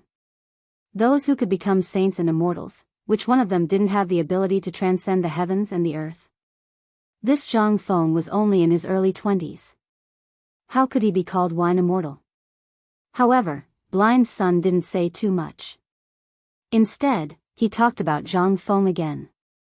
Just last night, Wine Immortal Prince Zhang created a masterpiece in Shao Mountain. At this moment, the emperor, the retired emperor, and even a few dukes in the imperial palace were alarmed. Chapter 847. On the Mountain. When the gong sounded, it was time to open the gates. Zhang Feng slowly got out of bed. As soon as he went out and was about to call Shiva, Zhang Yuyao and Xiao Chui had already placed the copper basin on the table and were taking a nap. Seeing Zhang Feng come out, Xiao Chui quickly picked up the copper basin. Young master. Zhang Feng was stunned. How long have you been waiting here? Zhang Yuyao's cheeks were red. Not long. Not long, just 3 envoys. Before Zhang Yuyao could finish, Jingshu's faint voice sounded from another room. Zhang Feng took a look. He didn't know when, but Jing Shu was actually sitting in his confidential information room, flipping through an ancient book. Hearing this, Zhang Feng's head almost exploded. However, Zhang Feng thought about it again. I didn't ask you to wait. Forget it, I'll take it one step at a time. Thinking of this, Zhang Feng shamelessly pointed at the sink at the side and said, Don't worry. As expected. Xiao Chui obediently brought the copper basin to the basin and even handed Zhang Feng's towel to Zhang Yuyao. Zhang Feng didn't say anything. He calmly sat in front of the basin. Xiao Chui washed Zhang Feng's face, while Zhang Yuyao combed Zhang Feng's hair with a red face and a racing heart. After a while, Zhang Feng was like a puppet. Under Zhang Yuyao's torment, he looked brand new. However, when Zhang Feng saw what he was wearing in the copper mirror, he didn't feel good. There was nothing wrong with the crown. Pure gold embedded with gems, but what was the meaning of this green robe? Yuyao, this, Zhang Feng pointed to the green robe on his body and asked. That was knitted by Sister Yuyao in the past month. The thread is also from the mulberry silkworms that Sister Yuyao raised personally. Sister Jingshu, that's enough. Zhang Yuyao hurriedly interrupted Jingshu, but Zhang Feng understood everything. He wanted to take it off, but how could he do it now? How would he dare to take it off? Rubbing his nose, Zhang Feng calmly patted Zhang Yuyao's shoulder. Revealing a smile that he thought was charming, he said, Thank you for your hard work. I like this robe very much. When Zhang Yuyao heard this, she lowered her head and blushed like an egg. Zhang Feng couldn't help but crack. He hurriedly found an excuse and said, Oh right, it's time to eat. Clean up and let's eat. Miss Jingshu, it's time to eat. Shiva, where's my food? Where the hell did you go? He's here. In an instant, Shiva, who had been standing outside the door for a long time, walked into the room awkwardly. He didn't even dare to raise his head as he hurriedly placed the food box on the table and slipped away. Seeing this, Zhang Feng was stunned. Jingshu placed the ancient book in her hand on the bookshelf and looked at Zhang Feng with a smile. Prince Zhang doesn't have to be like this. Why? But you're really frank. Frank my ass. Zhang Feng was embarrassed.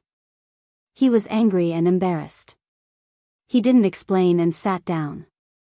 He stared at Shui Er as she placed the exquisite dishes on the table. He waved his hand and said, "Let's eat." After hurriedly eating a few mouthfuls of food, Zhang Feng finally found an excuse and said, "I still have something to do at the foot of the mountain. I'll go first. You guys eat slowly." After saying this, he ran away as if he was fleeing from a disaster. When Zhang Feng left the room, he sighed in relief. However, when he looked at his toad-like green robe, Zhang Feng had the urge to beat someone up. Before this, he was still laughing at Shui Er's green robe. Now, in the blink of an eye, could it be that Zhang Yuyao likes green that much? No, I have to educate her. While thinking, Zhang Feng wandered around the mountain gate.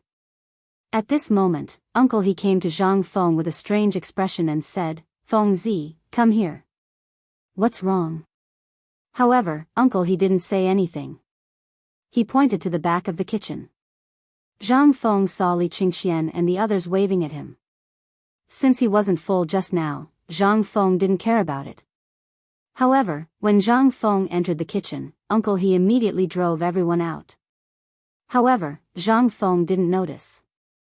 He picked up the bowl of porridge that was prepared for him and gulped it down in one gulp. "Feng Zi, you're really famous now. Do you know?"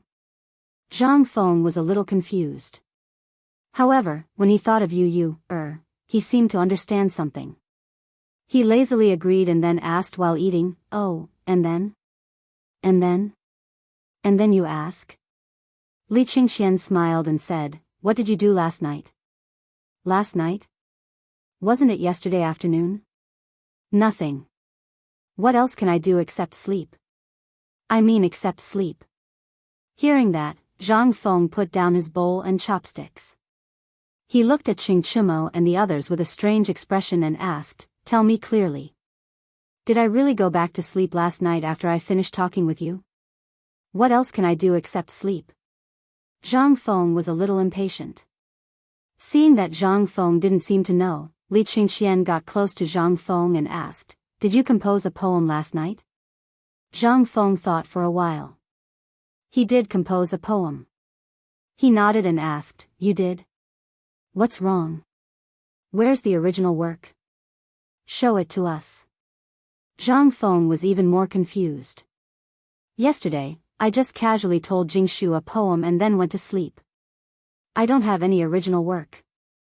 If you want an original work, write it yourself and stamp it with my seal. It's an original work." Hearing Zhang Feng's words, Li Qingxian and the others couldn't help but look serious. They said, "Feng, are you sure you didn't write it last night? I wrote your grandma's leg. If you have something to say, just say it. Don't hold it in. It's uncomfortable." Seeing that Zhang Feng was angry, Li Qingxian lit a cigarette and blew out a smoke ring. He said, "Since you didn't write it, but today, your poem has been spread all over Chang and city. You're famous." "I'm famous?" Zhang Feng was stunned. He pointed to his nose and asked, "Is there an immortal?" Lao Tzu just said it casually. "How did it spread to Chang and city?" "Because you've been eavesdropped."